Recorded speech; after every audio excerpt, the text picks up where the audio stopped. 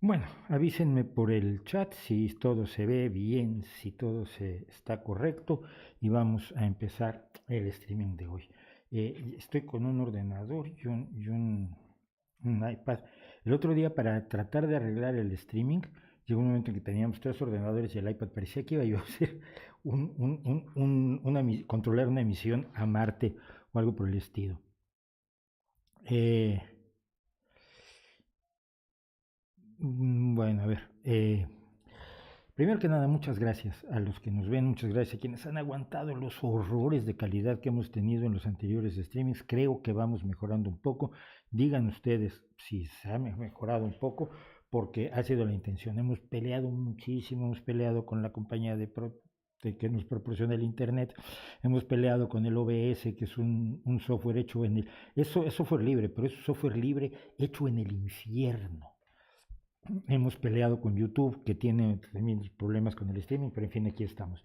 Y esperamos seguir mejorando esto y poder tener y seguir haciendo streamings cada 2 semanas, poco más o menos. No es compromiso, por favor, pero si podemos, los voy a intentar hacer. Eh, Primero que nada, anuncios. Renovamos nuestras eh, camisetas, el merchandising, tenemos que tener merchandising en el canal, tenemos que sobrevivir de algún modo, yo no puedo mantener esto solo. Entonces mejoramos el merchandising con un nuevo diseño que es el de Piensa es gratis, que nos deja ahora en tres camisetas, y las tres camisetas son estas: la realidad objetiva existe, si es homeopatía no es medicina, y la nueva Piensa es gratis. Hay camiseta, hay hoodie, hay mascarilla y hay alguna otra cosa. Quité un montón de productos que pensé que no tenía ningún sentido eh, seguir teniendo. Luego, para los Patreons, si los Patreons suben a 30 euros al mes o entran ahora a ser nuestros Patreons y están 3 meses, a los 3 meses recibirán una taza con una de estos motivos que tenemos aquí, perdón, de este lado. Y si están todo el año, al cabo de los 4 grupos de 3 meses recibirán las 4 tazas, tendrán la colección completa. Son diseños que no va a haber en otro lado, son diseños exclusivos para Patreon, para los Patreons. ¿Qué queremos así? Tampoco es ningún secreto, queremos que los Patreons se queden más tiempo siendo Patreons, porque estamos tratando de ver si conseguimos pagar el estudio, el alquiler del estudio con lo de Patreon. Por cierto, un espectador, alguien, no sé si quiera que dé su nombre porque no quiso aparecer en GoFundMe, nos dio 300 euros en GoFundMe que se sirvieron para cubrir parte de este nuevo micrófono. Se han quejado mucho del audio, tratamos de mejorarlo. La cortina no fue buena idea, este fin de semana vamos a pintar buena parte del plató, es muy pretencioso decirle plató, pero vamos a pintar para tener una mejor un fondo un poco más decente. Bueno, ¿qué más? Vamos a hablar de Dios, pero antes yo sí necesito, bueno, sus donaciones. Si quieren hacer donaciones pueden hacerlo en el chat de aquí, pueden hacerlo siguiendo los enlaces a PayPal, Patreon o GoFundMe que están en la descripción del streaming aquí abajo. Y en caso de emergencia, porque ya pasó la vez pasada, si se cae el streaming, vuelvan a la página de inicio del canal y allí vamos a empezar otro streaming. Por alguna causa que no atino a entender, YouTube, si se te cae el canal, si se te congela la cámara, si tienes un desastre, no te permite reanudar el streaming en la misma URL que tenías antes. ¿Por qué? No sé. Pregúntenle a YouTube. Pero en todo caso, estamos preparados para iniciar un segundo streaming en caso de que todo se caiga. Decía yo, vamos a hablar de Dios, luego vamos a hacer un paréntesis por ahí a la mitad para responder algunas preguntas pendientes que nos dejaron del pasado y que merecen también ser respondidas. Y luego seguiremos hablando de Dios hasta que se termine esto. Y vamos a revisar también lo del chat y las preguntas que recibimos por el correo electrónico y todo esto. Pero antes de eso, yo quiero hablar de un amigo que nos ha dejado y que es James Randi. Es James Randi, que no sé, cuando nació ni se llamaba James Randi, ni era cazafantasmas, ni perseguidor de charlatanes, sino que se llamaba Randall James Hamilton Swing. Y esta fotografía se la hice la última vez que tuve la oportunidad de estar con Randy, que fue en 2012 cuando vino a Bilbao y estuvimos con él. Y yo lo conocí alrededor de 1983, 84, 85. Lo sé por esto. Yo era asesor de un programa de divulgación científica que se llamaba Tercer Milenio, que no tiene nada que ver con el tercer milenio, con el milenio 3 o con el cuarto milenio de Iker Jiménez, afortunadamente. Y el director de este programa, un periodista mexicano muy importante que se llama Ricardo Rocha, tenía también un programa nocturno que era muy famoso, no me acuerdo del nombre ahora. Y yo llevé a Randy, convencí a Ricardo Rocha para llevar a Randy, le hice las preguntas que le tenía que hacer a Randy, Randy les hizo algunos trucos de magia, hasta que uno me decía, oye, pero él tiene poderes de verdad, y yo, no, no, no, mira, es precisamente lo contrario. Pero en fin, Randy había ido a México a apoyar a unos escépticos que luego fueron conmigo o con los que yo fui después la base de la Sociedad Mexicana para la Investigación Escéptica, y fue a dar unas charlas. Y como yo era el que hablaba inglés, pues el inglés siempre me ha salvado de cosas, pues yo fui a hablar yo fui el acompañante de Randy durante los varios días que estuvo allí. El reto del $1.000.000 era entonces el reto de los $10,000. Y yo vi el cheque, no sé, me acuerdo que Randy traía una camisa de rayas rojas y blancas, manga corta, y traía en el bolsillo de la camisa un cheque doblado sin firmar por $10,000. Y entonces en el tiempo que yo pasé con él, fueron personas mexicanas. Yo le hago la ouija, sí, como no, señora, venga usted. Y él era muy amable y recibía a todos, les ponía la ouija y la persona hablaba con sus espíritus y luego les ponía un cartón encima y los espíritus se volvían mudos. Astrólogos, gente que tiraba las cartas. Fueron varias personas que todos querían el cheque de $10,000 de Randy y que pues, evidentemente ninguno obtuvo. Ese cheque creció al paso de los años hasta el $1.000.000, que hace algunos años dejó de ser el reto del $1.000.000 porque se dedicó a cosas más importantes. Bueno, el caso es que fue entonces cuando yo conocí a James Randi y nos vimos en numerosas ocasiones a lo largo de los años, tanto en México como en España, y era un personaje verdaderamente maravilloso. El escepticismo, como lo conocemos hoy, y yo dudo en llamarme escéptico porque luego nos falta el tarado, eres un pseudo escéptico, y tú eres imbécil, pero bueno. Pero el escepticismo como actitud ante lo paranormal y después ante las pseudociencias no habría sido el mismo sin Randy. Cuando se decidió hacer el Comité para la Investigación Científica de los Fenómenos de lo Supuestamente Paranormal, CSICOP, fue Randy y otro buenísimo amigo, una grandiosa persona que fue Paul Kurtz, que también es el creador del Center for Inquiry y de la Unión Ética y Humanista Internacional. Cuando decidieron hacer Psycho, eran conocidos a nivel calle, eran poco conocidos. Pero Randy conocía a Isaac Asimov y conocía a Carl Sagan, y entonces llamó a Asimov, llamó a Sagan, y dijo, apúntense para esto. Claro, en el momento en que personalidades como Asimov, que ya era un dios de la ciencia ficción, y Carl Sagan, el gran astrofísico, que además estaba por aquel entonces con la serie Cosmos, se apuntaron a Psycho, de pronto el escepticismo empezó a tener una presencia que no tenía en ningún otro lado. Randy era un gran tipo, independientemente de todo lo demás que hizo que la gente lo conoce. Como persona a mí me entusiasmó muchísimo y me dio mucho, no enfado, pero mucha tristeza que fuera sometido a las agresiones a las que fue sometido a lo largo de su vida por ser quien era y por meterse con quien se metía, y especialmente por su condición sexual. Randy era gay, nosotros lo sabíamos de toda la vida. Cuando salió del armario públicamente, algunos nos sorprendimos. Yo pensé que todo el mundo lo sabía.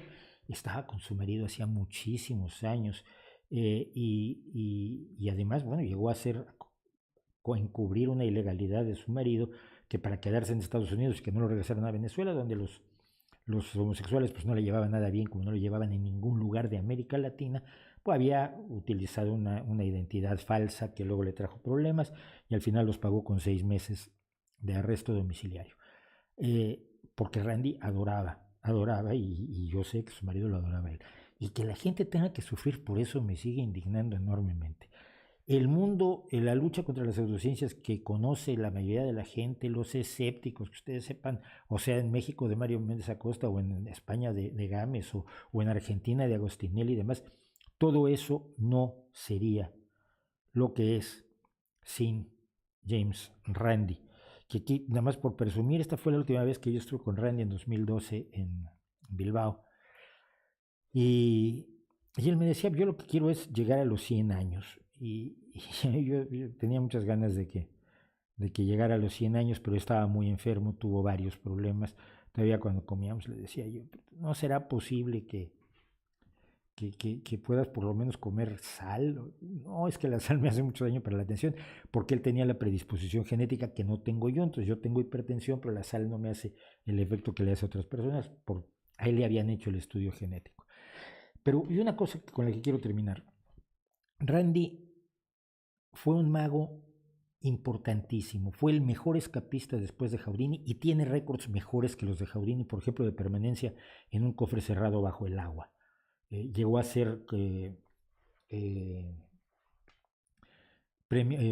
récord Guinness de permanencia bajo el agua en un cofre cerrado, rompiendo el récord anterior de Houdini. Cuando dejó de ser mago, cuando se retiró y se jubiló en muy buenas condiciones económicas, fue cuando empezó a hacer el trabajo de investigación sobre los fenómenos de lo paranormal por el que lo conocimos todos. Él se podía haber retirado a su casa, jubilado en muy buenas condiciones, con su marido, con una situación agradable, dedicarse a su hogar y a pasarlo muy bien, y no a sufrir lo que sufrió, las denuncias del imbécil de Uri Geller, las acusaciones aterradoras que se le hicieron de todo tipo por parte de la gente que pierde dinero cuando uno los desenmascara. y, y lo hizo hasta el último momento de su vida. Randy estuvo siempre luchando y trabajando, y eso lo admiro enormemente. A ver, voy a hacer rápido antes de pasar a Dios, que vamos a empezar a poner ya el anuncio de Dios. Vamos a ver rápidamente el chat, si me permiten. ¿Por qué muchos anuncios de mis canales de los que son de mormones y religiosos? Yo qué sé. No he aprendido todavía cómo controlar los anuncios de Google, el Google Ads, para que no sean esos. Alguien me pregunta qué dice, bueno, no, esto ya es de Dios, lo vamos a ver después. Good evening humans, todo ok, se ve bien, se ve correctamente.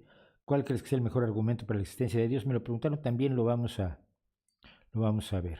Si oye un poco bajo el volumen del sonido, súbele. Yo tengo niveles perfectos, entonces el problema es que tú tienes que subirle a tu sonido, ya sea en el streaming de YouTube, aquí abajo, por aquí debe estar, o en tu ordenador, en tu máquina. Saludos desde Lima, Perú. Saludos. Se escucha como un robot. Es que soy secretamente un robot, pero no le digan a nadie. Es un secreto entre nosotros. Vamos a pegarle. Luego vamos a pasar a lo de Dios. Pero Randy Rules, sí, el asombroso Randy, The Amazing Randy. Es que era un tipo totalmente fuera de serie. Un tipo totalmente fuera de serie en muchos sentidos, no solamente en el evidente del que podamos hablar. Esto porque se me lo han preguntado muchas veces, ¿por qué me fui de México? Por motivos absolutamente personales. A ver, no hay nada extraño allí, simplemente con mi pareja era más conveniente que yo me viniera a España que ella se fuera a México, porque yo puedo vivir en cualquier lugar del mundo por el tipo de trabajo que hago. Y en cambio, siendo por la profesión pues de mi pareja, no era posible que ejerciera en México, a menos que prácticamente volviera a estudiar la carrera. Nada más, no es nada heavy ni nada. Si conozco al doctor Antonio Lascano Araujo, lo conozco y me encantaría hacer una charla con él. Si alguien tiene idea de cómo conectarlo, por favor, porque me gustaría tener una charla a distancia con el doctor Lascano, que insisto, es uno de los grandes, lo he dicho en varias ocasiones, he denunciado la persecución a la que ha sido sometido por la doctora Lisenko, por Elena Álvarez Bulle, en varios vídeos. Y bueno, está bajo su volumen. Yo no, está bien, de verdad. Suban su volumen ustedes. Voy a subir un poquitín, pero si se empieza a distorsionar, luego empiezan los problemas. Bueno, a ver si estamos mejor así. Bueno, voy a las preguntas que nos empezaron a hacer sobre Dios. Pero antes de eso, lo primero son las definiciones. Y allí me quiero detener un momento, porque yo decía en los videos promocionales que hice para este streaming, es qué quiere decir Dios.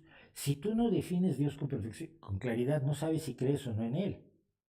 Y mucha gente se las arregla para cambiar la definición de modo que pueda creer en Dios o no creer en Dios, de acuerdo a definiciones que se van inventando. Tenía un amigo que desafortunadamente pues enloqueció.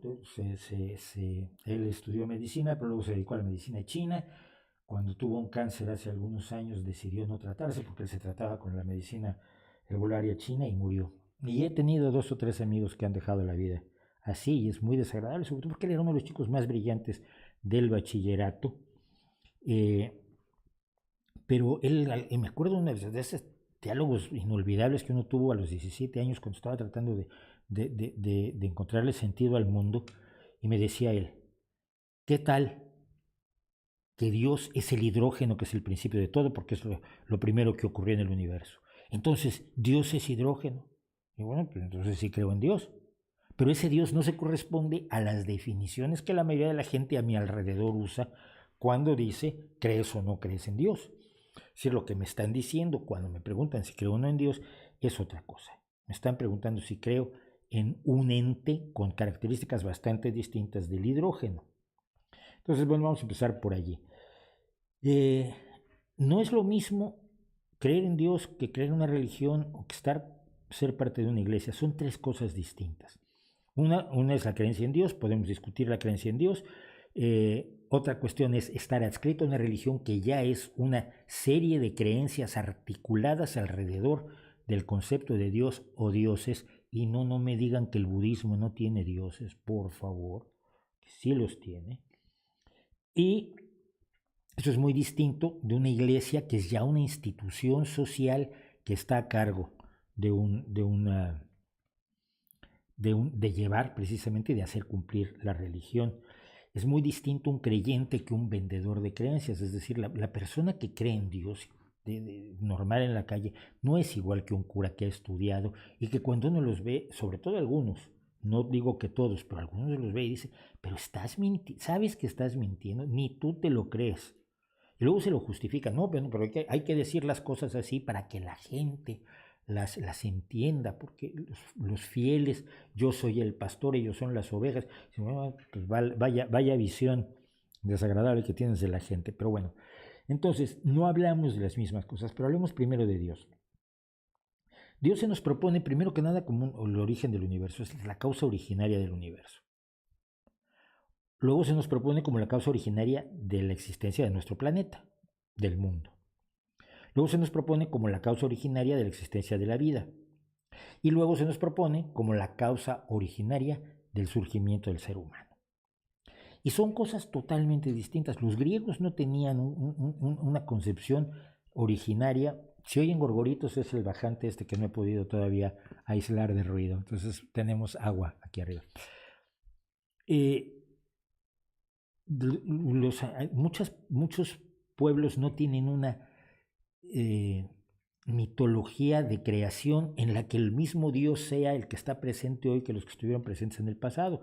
Hay muchos que tienen mitos fundacionales donde el universo fue creado por unos dioses que ya no están, y que fue lo que finalmente optaron por creer los deístas, como muchos de los ilustrados, de los fundadores de los Estados Unidos y de los revolucionarios franceses, de los enciclopedistas, que se planteaban un Dios como primera causa. Bueno, Dios creó el universo y luego ya se fue y anda de copas, está tomando una siesta de 7 millones de años, porque claro, el 7º día descansó, pero el 8º día tampoco parece que haya hecho mucho. Mis referentes siempre son católicos, no lo olviden, porque yo fui criado católico, porque yo fui parte, mi madre tuvo relación con el Opus Dei, porque yo hice mi primera comunión, me bautizaron, me confirmaron, hasta el día en que dije, pues esto nunca me lo creí. Bueno, no es lo mismo un Dios propuesto como origen del universo que un Dios que es un rector, un monarca, y aquí decía yo en uno de los preventivos del programa, ¿por qué se le llama monarca? Dios es el rey del universo, no se dice, es el presidente de gobierno del universo, o es el primer ministro de la creación, o es el director general del chiringuito este. Se habla de Dios como rey porque la creación de los dioses se hace a imagen y semejanza de los reyes. Entonces, Dios pone las reglas, Dios, o por lo menos los dioses de los grandes monoteísmos y de algunas otras religiones, imponen una serie de reglas que tú tienes que seguir. Las iglesias existen fundamentalmente para que tú sigas esas reglas, o si no vas a sufrir un castigo horroroso. Y si las sigues, pues algún día te darán un premio que no estás muy seguro cuándo será. Pero Este dios rector no es un dios, por ejemplo, que encuentre uno entre los griegos. Imagínense a Zeus diciéndoles a los griegos, ustedes tienen que comportarse, tienen que ser sexualmente célibes y no deben ustedes tener relaciones fuera del matrimonio. Cuando, y la verdad, la gente tampoco se ponía a imitar a Zeus, porque si imitaba a Zeus, un hombre se acostaría con todo lo que se moviera y además utilizando el engaño y el embuste, como en muchas ocasiones dice la mitología que usó Zeus, con la única consecuencia negativa que su mujer se ponía hecha una furia cada vez que Zeus se enamoraba de una mujer y se venía en forma de cisne o en forma de lo que fuera para poder tener cohabitación sexual con ella. Zeus no ponía reglas, las reglas son muy de los tres grandes monoteísmos. Como no tenemos eso, como no tenemos definiciones claras, es muy difícil responder a la pregunta ¿crees en Dios? Me tienes que definir primero tu Dios. Está, por otro lado, la propuesta que fue con la que yo salí de la Iglesia Católica, que es que Dios es un ser perfecto, que lo puede todo, que lo sabe todo y que es todo bueno. Y entonces la maldad en el mundo no se explica, es el argumento de la maldad primigenia, no me acuerdo cómo se llamaba en lógica, pero es el argumento de decir, si Dios ve que hay niños sufriendo de enfermedades, de hambre en campos de refugiados, de abusos, de maltratos, y no hace nada, o no está enterado, o le da igual y entonces no es bueno, o no puede hacerlo y entonces no es omnipotente. Pero las tres condiciones, omnisciente, omnipotente y omnibenevolente, no pueden reunirse en un solo Dios. Entonces ese argumento se destroza. ¿Cómo se destroza el de la primera causa? Solo lo digo porque me apareció uno hace poco, entre ayer y hoy, en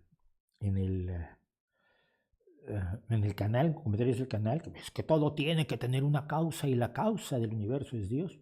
No, y si todo tiene que tener una causa, pues Dios tiene una causa. No, Dios no tiene por qué tener una causa, es eterno. Pues entonces el universo tampoco tiene por qué tener una causa. Es decir, en el momento en que reconoces que algo puede existir sin causa, puede ser el universo, puede ser el ser humano, puede ser la vida, puede ser absolutamente todo.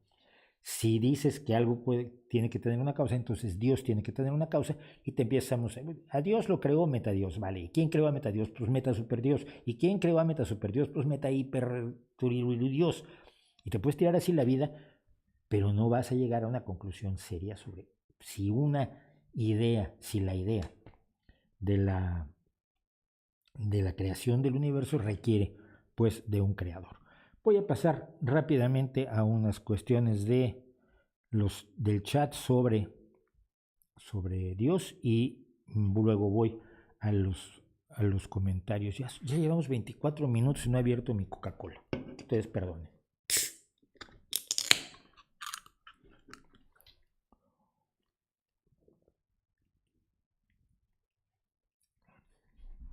Madre mía, esto está muy mal. Bueno, a ver. ¿Cuál crees que sea el mejor argumento para la existencia de Dios? Ninguno. Yo no he encontrado un solo argumento que me diga, por lo menos es bueno, lógicamente. Todos están llenos de agujeros. Es una especie de queso mental de la razón. Todas las argumentaciones que hay respecto de Dios se vuelven enormemente alambicadas, pero ninguna de ellas es enormemente sólida. Nunca encontré un buen argumento. ¿Qué opina de la tibia e imprecisa declaración del Papa Francisco sobre la necesidad de una ley de convivencia civil para favorecer las parejas homosexuales? Me parece de una cara dura, que no he podido ni siquiera digerirlo del todo. Pero a ver, la cuestión es esta.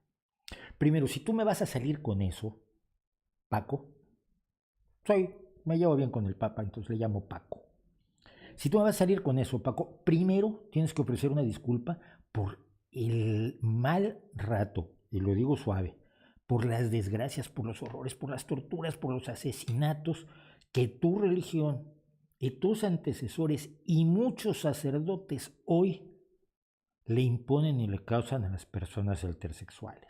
Primero tienes que ponerte de rodillas y pedir disculpas y latiguearte, ya que les gusta tanto esto a los católicos, esto de el dolor le es grato a Dios, como decía Teresa de Calcuta.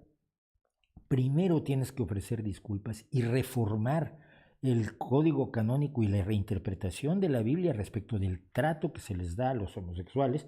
En la Biblia solo aparecen homosexuales, pero imagínense si hubiera además lesbianas, bisexuales, trans, no, la Biblia reventaría. Pero el trato que se les da a los homosexuales en la Biblia es el que se traduce a todos los demás intersexuales.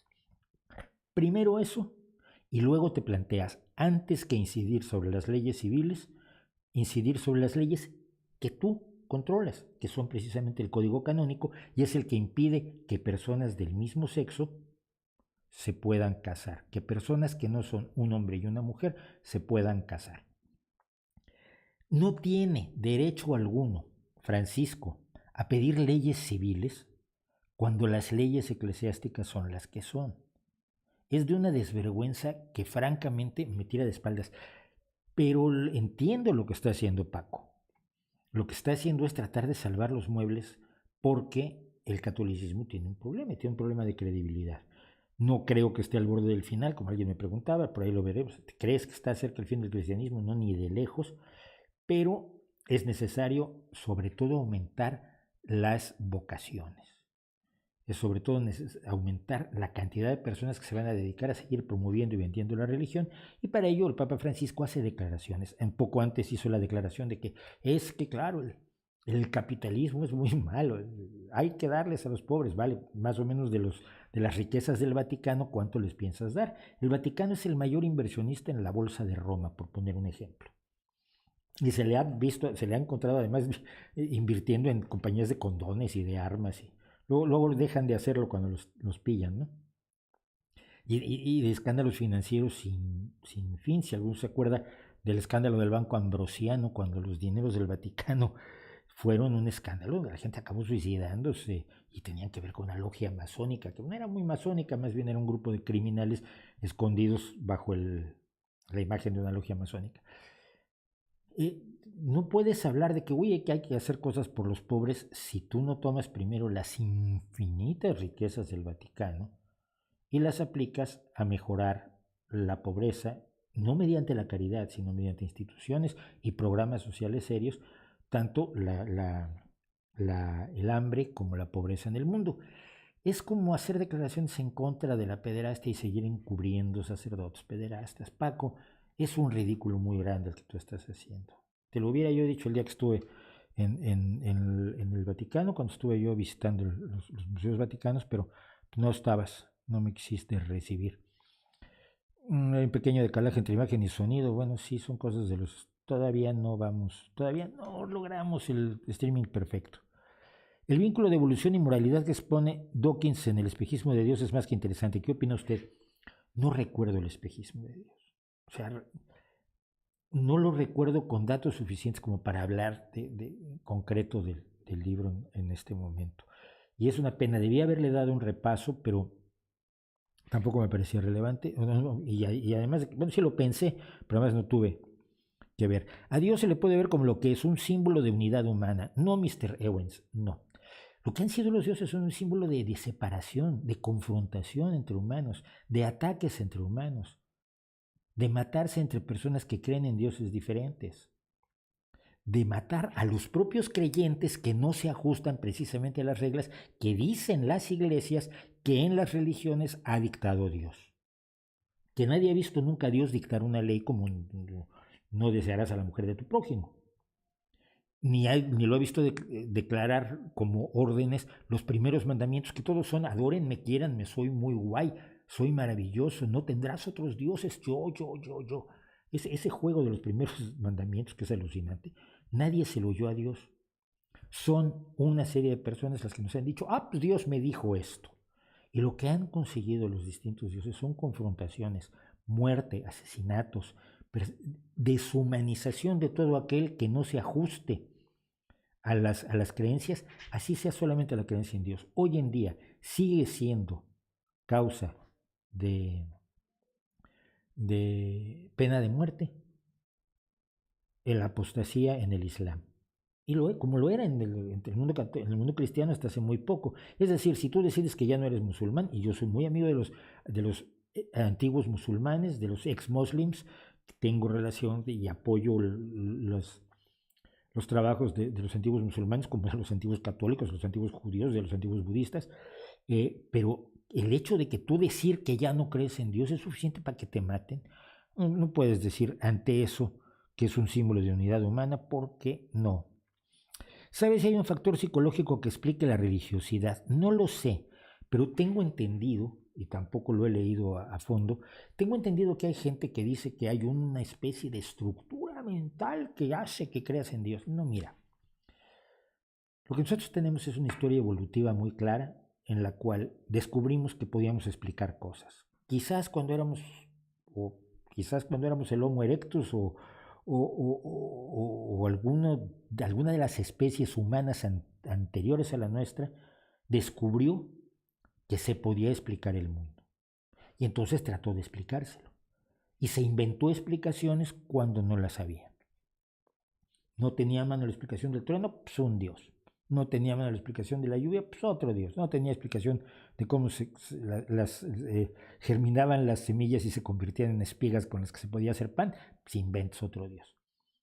Y el conocimiento ha ido arrinconando a Dios, pero lo que tenemos es una profunda necesidad de explicaciones. Y esa profunda necesidad de explicaciones la sustituyeron las creencias. La religiosidad es otra cosa. La religiosidad es una experiencia interna que se sustituye fácilmente con cualquier actividad espiritual no religiosa. Ejemplo, y lo voy a poner el enlace después en la descripción. Cada año se crea un coro gigantesco en Japón de 10.000 personas, el que yo he visto en YouTube, para cantar el cuarto movimiento de la novena de Beethoven. Y la experiencia es absolutamente estremecedora. Es increíble. Tienes 10.000 personas cantando un poema de un poetita alemán que le cayó. Beethoven dijo: yo voy a ponerle música a esto. El primero puso la música y luego andaba buscando poema y encontró el poema que quería en el poema de Schiller. La experiencia que tú puedes tener al escuchar esa novena de Beethoven, o al escuchar a Janis Joplin, o al escuchar a cualquier músico que quieras de country, de lo que te guste mientras sea música, es espiritualidad suficiente para satisfacer la necesidad de lo que llamamos religiosidad. Encontrarte frente a un cuadro. Mira, yo estaba a punto de quedar de rodillas 2 veces en mi vida ante cuadros.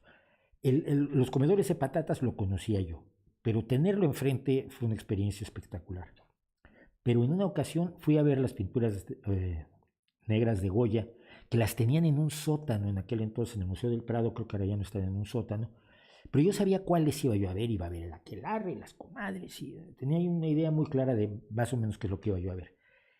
Y al acercarme a la sala, veo el perro semihundido de Goya. Mira, ¿cómo me pongo? Fue la soledad, el dolor, la necesidad de protección que te provoca ver ese perro, el vacío que tiene arriba y abajo. Todo eso se parece mucho a una experiencia religiosa. Simplemente no necesita disminuirme ni humillarme como ser humano para agradecerle a Goya que haya pintado a ese perro. Entonces yo creo que aunque no haya el factor psicológico, es la necesidad que tenemos de experiencias subjetivas profundas, y esas experiencias subjetivas profundas no tienen por qué ser un engaño. ¿Qué opino de Michael Crichton y de su influencia en escritores de ciencia ficción? Bueno, así esto porque no tiene nada que ver con Dios, pero mi problema con Crichton es que siempre escribió la misma novela. ¿Ves? En la amenaza de Andrómeda, pues hay una bacteria que se libera y entonces va a matar a todos, y entonces hay que combatirla, y la combaten, y la vencen y ya. Pero en Westworld hay un grupo de robots que están allí muy bien, pero de pronto se descontrolan y entonces hay que luchar para combatirlos, y cuando los combates ya los controlas y ya se resuelve la cosa. Pero en Parque Jurásico lo que tienes son unos dinosaurios que todo está muy bien hasta que se descontrolan. O sea, es la misma novela todo el tiempo. Y entonces llegó un momento en que uno decía: pues ya la leí, no me leo más las novelas de Michael Crichton. Yo creo que es bueno, yo creo que es un buen narrador. ¿Qué opina de Carl Sagan y en particular la ciencia como una luz en la oscuridad? Carl Sagan fue fundamental para el pensamiento racional, fue fundamental para la inteligencia, como lo fue Randy, y me gustó mucho, aunque me pareció tardío que hiciera ese libro, porque en ese libro casi salía del armario, porque siempre fue muy cauto. Sagan siempre entendió, y yo soy exactamente lo opuesto en ese sentido, Sagan siempre entendió que tenía que tener una imagen muy amable, muy cordial, muy cortés, muy bonachona, para acercar a la gente a la ciencia y para llevarlos hacia el pensamiento crítico y el conocimiento. Y me parece admirable, por supuesto, el hecho que yo no lo pueda hacer no significa nada, pero eh, pero ello le impedía decir una serie de cosas y cuando le preguntaban además sacaba el cuerpo de manera muy curiosa. Alguna vez le preguntaba, ¿usted es ateo? Y él se sale en la entrevista y se hace un lado y hurta el cuerpo porque no quería confrontaciones. Y creo que cuando finalmente hace The Demon Haunted World, El mundo y sus demonios, sale del armario y dice, a ver, la realidad es que esto ya no se puede mantener en silencio ni puedo seguir fingiendo. ¿Cuál es mi top 3 de ateos? No tengo, es que es un poco raro. Hitchens me parece un sujeto maravilloso. Eh, Feynman me parece espectacular, pero entonces estaría yo dejando fuera a otros que me parecen relevantes. Dawkins, por supuesto, pero está Harris, pero está... Entonces no lo haría yo. No sé, no diría. ¿Cuáles son los libros fundamentales que todo ateo debería leer? Depende. Si eres musulmán, si te criaron musulmán, tienes que leer el Corán y los hadís. Si te criaron cristiano, tienes que leer el Antiguo y el Nuevo Testamento de la Biblia. Si te criaron judío, supongo que tienes que leer el Antiguo Testamento, o sea, la Torah. Si te criaron budista, pues tienes que leer los textos budistas fundamentales. Eso es lo principal. Si enfrentas esos textos con una visión crítica, con una visión racional, con una visión inteligente, con una visión cuestionadora, las cosas caen por su propio peso. Yo no sé si sea necesario leer otros libros. Cuando yo descubrí que yo era ateo a los 16 años, en una familia profundamente católica, una familia, tenían un confesor de toda la familia y yo no lo sabía. Me enteré cuando les dije que era yo ateo, que no iba a volver a la iglesia, me llevaron de la mano con el confesor. Eh, Mi familia era de una religiosidad extrema. Mi madre tenía sus relaciones con el Opus Dei. Y, y, y cuando yo dije, fíjense que no me creo nada de esto, a mí la única salvación que tuve en un momento dado fue Bertrand Russell. Y fue el por qué no soy cristiano de Bertrand Russell, pero fueron muchos más escritos de Bertrand Russell que me decían que yo no podía estar tan mal del cerebro si un filósofo matemático y pensador tan respetable como Bertrand Russell, que además era conde, pero era socialista y fumaba en pipa y tenía una planta espectacular, lo había pensado antes que yo y lo había pensado mejor. Entonces, yo creo que cada quien encuentra la voz que lo acompaña. Quizás Bertrand Russell ya no es de este tiempo. Para alguien ha sido, y lo digo con toda la humildad de la que yo soy capaz, para alguien ha sido el No por Dios que escribí yo hace unos 4 o 5 años, el ateísmo para principiantes. Yo creo que cada quien encuentra los suyos. Por supuesto, el espejismo de Dios de Dawkins me parece fundamental. Los libros de ateísmo de Hitchens me parecen clave. Entonces, no haría yo recomendaciones porque es que esto no es como aprender física, ¿no? Como aprender anatomía, te tienes que leer el Gray. Esto es distinto, porque los ateos no conformamos un movimiento, no conformamos un grupo, no compartimos nada más que el hecho de que no creemos en Dios. La gente cree que los ateos son una especie de club que tiene sus reglas y tienes que cumplirlas todas. No hay tal. El video de cosas que sabemos hoy fue excelente, muchas gracias. El video de hoy fue sobre sordera. Seguimos teniendo muy pocos suscriptores. Estoy reestrenando los videos de cosas que sabemos en el Rey va Desnudo para ver si así tenemos un poco más de público. Con ese trabajo, bueno, sí, de Antonio Lascano ya hablamos. Relación entre ateísmo y prosperidad económica, sí, y pero es muy curioso. Los países donde hay menos pobreza, los países donde, más que pobreza, los países donde no hay miedo, son los países menos religiosos. Es decir, y aquí voy a entrar en cuestiones de carácter político, quien me conoce lo sabe. Los países donde no tienes miedo de la enfermedad porque tienes una sanidad pública sólida y universal. Los países donde tienes la seguridad de que tus hijos van a estudiar. Los países donde tienes una pensión decente que te dice que no vas a tener una vejez llena de privaciones o dependiendo de otras personas, que es 1000 veces más jodido a veces que las privaciones. Cuando sabes que estás protegido en tu empleo porque tienes una legislación laboral sólida, cuando sabes que es difícil que te maten por la contaminación, porque hay una legislación ambiental sólida, cuando hay una legislación que controla los productos para que estés tranquilo de que te puedes comprar algo y comértelo y no te va a envenenar, o que tus medicamentos no te van a envenenar, como la Ayurveda, por ejemplo, que envenena a montones de personas con metales pesados. Cuando no tiene miedo la población, va menos a la iglesia. Y esto es lo que vemos en los países nórdicos. La gente tiene una vida digna, tiene una vida con menos miedo del que puede tener alguien viviendo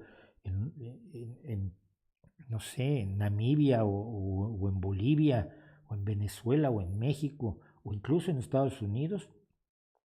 Y la gente empieza a dejar de ir a la iglesia.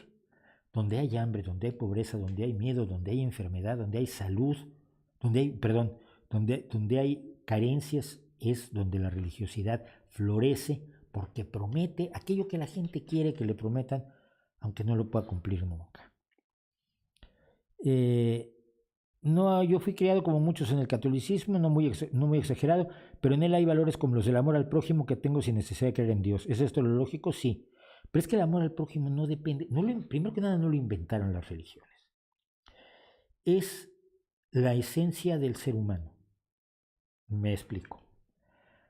Y esto es mi bronca con la gente de Ayn Rand y demás en muchas ocasiones.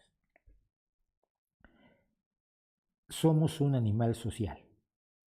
Yo estoy aquí porque alguien fabricó la cámara y la cámara la fabricó alguien porque alguien obtuvo los conocimientos previos y consiguió las materias primas y sabe transformar las materias primas. Y también se va a hacer el micrófono, también se va a hacer el ordenador y también se va a hacer la comida que me comí hoy y también se va a hacer el edificio donde me comí la comida que me comí hoy y sabe hacer las calles por las que caminé hoy y que las hemos pagado entre todos y sabe hacer las medicinas con las cuales yo estoy vivo todavía cuando quizás ya me debía haber muerto cuando tenía 5 años de poliomielitis.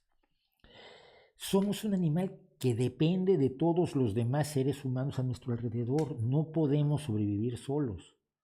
Incluso Alexander Selkirk, el Robinson Crusoe de verdad, que sobrevivió mucho tiempo en la isla que hoy creo que se llama Selkirk, lo hizo con los conocimientos que tenía del pasado, con los conocimientos que había obtenido de otros seres humanos. Nos ayudamos y nos queremos y somos altruistas porque así sobrevivimos todos. El amor al prójimo no es un invento de las religiones. El amor al prójimo es un invento de la forma en que somos una comunidad, en que somos un animal gregario. Entonces, claro que es lógico tener los más altos valores que luego las religiones se apropian, cuando los ves no los ejercen. El amor al prójimo no lo suelen ejercer los católicos. Piensa en las monjas que ante la pandemia del COVID, cuando en las residencias de ancianos que ellas administraban, pagadas por el Estado, con dinero del Estado, pero privadas, cuando empezaron a morir ancianos de COVID en estas residencias en España, las monjas salieron huyendo y dejando morir a los ancianos que estaban bajo su cargo. Eso no es amor al prójimo, ¿eh? El amor al prójimo se expresa de otra manera y lo expresan mucho más quienes no dependen de las creencias. ¿Dónde puedo considerar mi libro de ateísmo para principiantes? Sí, no por Dios, ateísmo para principiantes, en Amazon, y lo puedes conseguir en electrónico, porque si estás en Oaxaca no lo vas a conseguir en físico. No hay muchos físicos, se trató de que se publicara en México, en Argentina, en Colombia, se habló con editores y la resolución fue que no se publicó. Entonces, pero está en electrónico, hay que leer en electrónico, salva un árbol. Y además yo gano más. No, en serio, es un desastre. Nosotros llevamos el 10% de la venta de los libros y en el caso de cuando los libros que yo hago y me compras en Amazon llevo el 45, el 57% y cosas así. Entonces, mejor lean en electrónico, es más ecológico y es mejor para los autores. Y no pirateen los libros, por favor.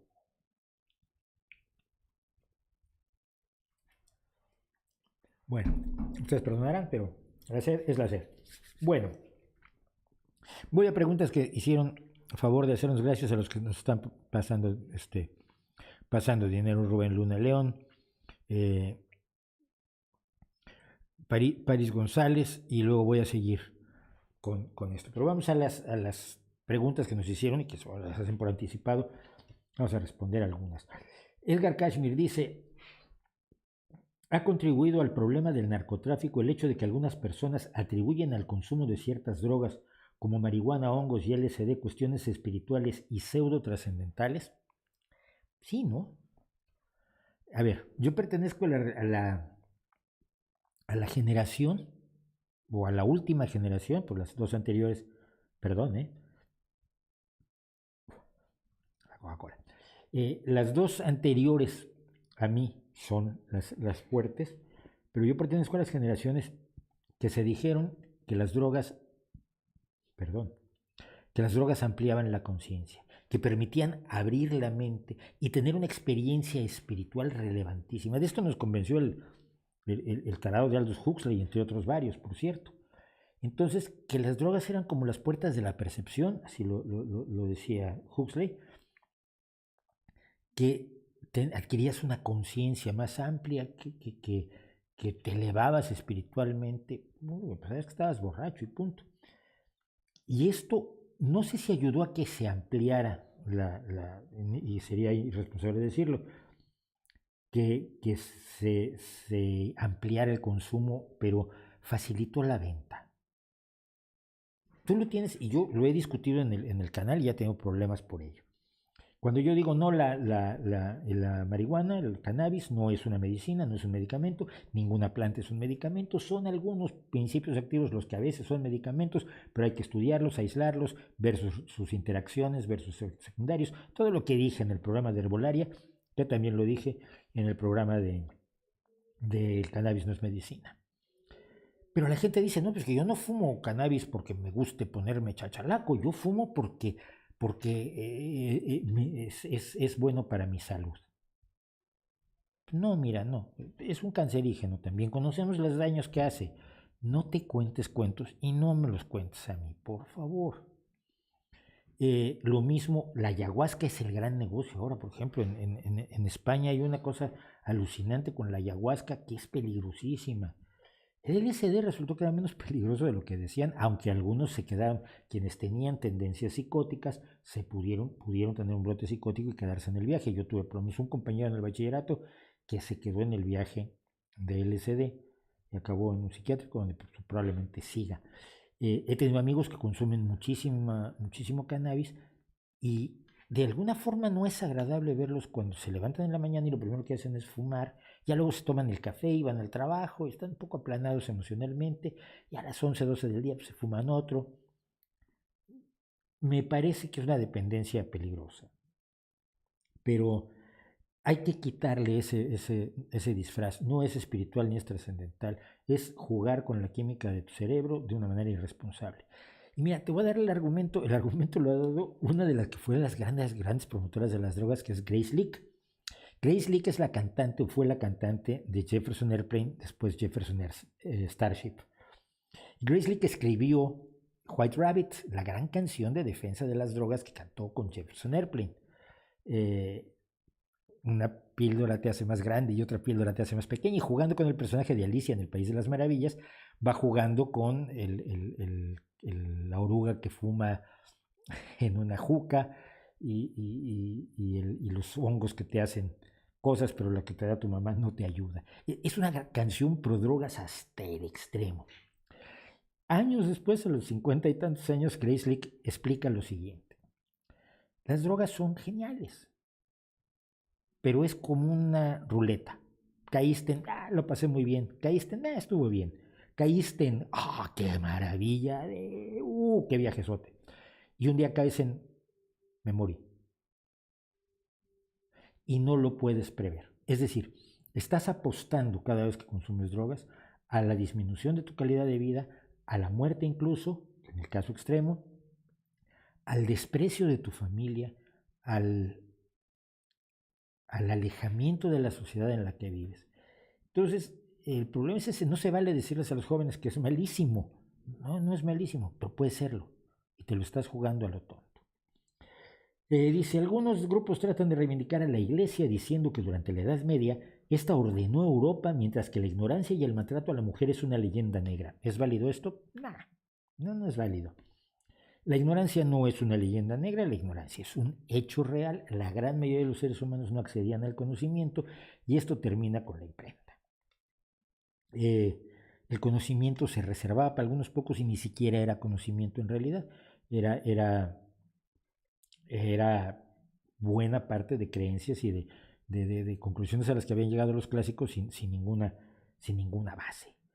Pero el maltrato a la mujer no es una leyenda negra en la medida en que son muy pocas las mujeres que realmente logran sobresalir.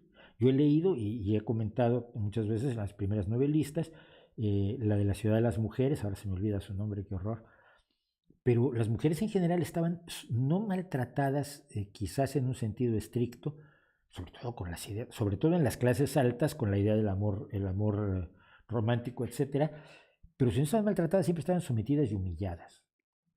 Y cuando, es que Cristina de Pizán, creo que sí es, dice, es que si las mujeres fueran educadas igual que los hombres, serían igual, si las niñas fueran educadas igual que los niños, las mujeres tendríamos todas las mismas capacidades que los hombres. Fue la primera mujer que vivió de escribir y de vender sus cosas. Entonces no es una leyenda negra. La Edad Media fue bastante aterradora en cuanto a su inmovilismo porque dependía todo de la religión. El Estado era la religión era la que decía que el emperador era emperador. Si el Papa no le quería poner la corona al emperador, el emperador se iba a fumar en pipa. El control sobre la vida de los demás a través de la religión era aterrador y la ignorancia era obviamente la norma. Que la Edad Media tiene sus momentos artísticos, por ejemplo, espectaculares, como cuando se pasa de la monofonía a la polifonía en la música, y yo soy un gran amante de la música medieval, disfruto enormemente de ese cambio que ocurre en el siglo XII-XIII, porque no es todo negro, todo oscuro, todo horrible, no seamos extremistas, pero realmente no es una época deseable para vivir. Juan, no voy a dar el apellido, porque si lo está viendo su papá, pues vamos a tener un problema. Dice, ¿vale la pena decirle a un papá católico que soy ateo si en un par de años me iré de casa? Mira, depende de la relación que tengas con tu papá. Yo se lo diría. Primero porque tiene derecho a saberlo y segundo porque te va a ahorrar problemas. Puede serle muy molesto a los padres, pero raras veces son tan extremistas como para darte la patada y echarte de casa.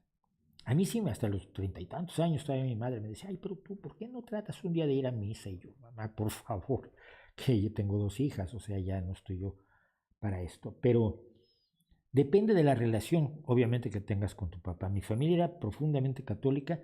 Yo sé que algunos me detestaron a partir de ese momento. Tengo una familia con 10 tíos y 35 primos, pero para otros no fue mayor problema. Antonio, a ver si puedo decir el nombre. Antonio Samperio, ¿qué opinión tienen los filósofos autodenominados apologistas que se la pasan creando argumentos lógico-deductivos para demostrar la existencia de su Dios? Yo no necesito el apologismo, es eso. El apologismo tradicionalmente ha sido eso, aunque ahora William Lane Craig y otros se llamen a sí mismos los apologistas. Bueno, está bien. Los argumentos, mira, la religión y la filosofía se hacen a base de argumentos. El conocimiento se hace a base de hechos. Tú puedes argumentar preciosamente la existencia de Dios. Y eso no hace que exista.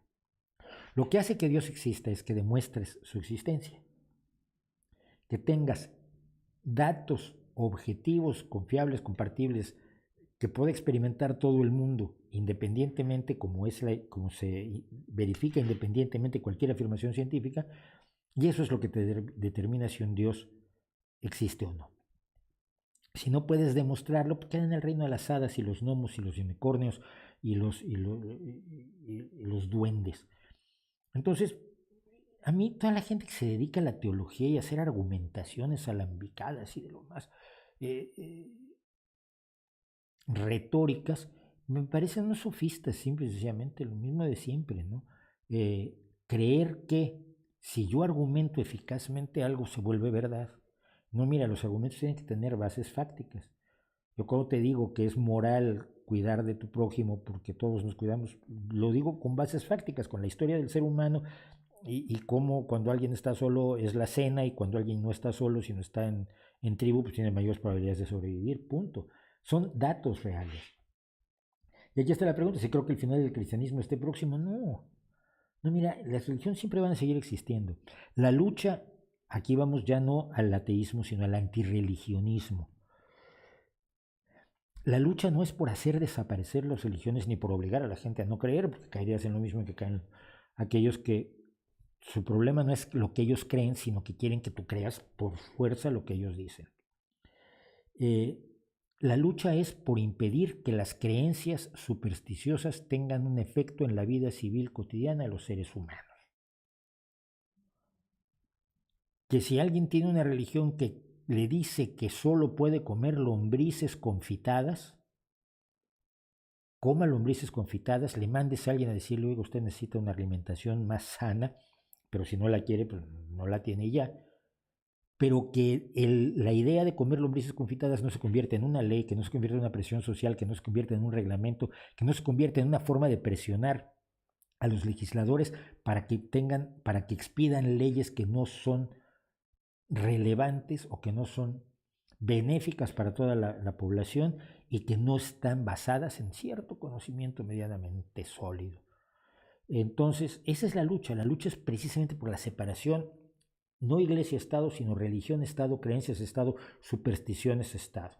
Que el Estado funcione dentro de lo posible a partir de los mejores conocimientos que tengamos en cada momento. Sí, ya sé que pueden cambiar, si cambias las leyes, como cambiamos el reglamento de alimentos o de medicamentos conforme mejoran nuestros conocimientos, pero que no incidan las creencias supersticiosas de nadie en la elaboración de las leyes, ni en la aplicación de las leyes, ni en la política, ni en la elección de los representantes. ¿Por qué únicamente se debate de Dios en las aulas de filosofía académica? No creo, ¿no? Yo creo que se debate de Dios en todos lados. En los comentarios de mi canal no es como se trata de comentar. Bueno, llegamos a una hora de esto y sigo teniendo, yo no sé cuánta gente hay, si alguien me puede decir cuántos tenemos ahora, porque si estoy viendo al mismo tiempo que, que emito, también se ralentiza, porque este ordenador pues no da para tanto. Entonces voy a hacer un pequeño paréntesis de preguntas que no tienen nada que ver con Dios, pero que vamos a comentar antes de seguir con Dios. ¿Por qué tantas personas apoyan fanáticamente a López? Se refiere al Andrés Manuel López Obrador, el emperador, tercer emperador de México, cuando en los hechos no ha tenido ningún resultado positivo, no ha castigado la corrupción, no ha conseguido disminuir la inseguridad, la economía no crece, está destruyendo la república, las instituciones republicanas más que nada, desprecia la ciencia, las artes y los deportes, excepto el béisbol, y está destruyendo el medio ambiente? ¿Por qué lo apoyan? Porque creen que algo bueno va a salir de ello, ya lo he dicho, lo he comentado en el pasado, mucha gente sigue aferrada a la esperanza, después de tener los gobiernos que se tuvieron, que fueron feroces, de que de lo de López, bueno, algo bueno pueda salir. Cada día, yo creo que cada día es más razonable exigirles a muchas personas que dejen de hacerse tontos solos y que hagan el favor de exigirle a López que cambie y que cumpla sus promesas, pero entiendo que algunas personas estén tan desesperadas y hayan vivido tan mal y hayan tenido tales experiencias que se aferren a la posibilidad de que del gobierno de López Obrador, que ya lleva una tercera parte del gobierno y no ha hecho nada, pueda salir algo. ¿Hay esperanza de detener a López? Yo creo que sí. Yo tengo amigos de izquierda que están incrustados en el gobierno de López y creo que si despiertan un día y se acercan al Palacio Nacional y le dicen, a ver, Andrés Manuel, le estás metiendo la pata hasta el lóbulo de la oreja y necesitas recapacitar y reorientar tus decisiones y tu accionar en pro de las mejores causas del país, se puede hacer algo. Si hay esperanzas. Si no hubiera esperanzas, ¿se imaginan? Íñigo de A Coruña, ¿dónde podría hacerme un estudio genético? ¿Es viable económicamente? Yo lo he hecho en MyHeritage. Hay otros que se van un 2, 3. Hay varias empresas, te mandan un kit, te pasas un hisopo en la parte interna de la mejilla, se los mandas de regreso y al cabo de un tiempo te hacen el estudio.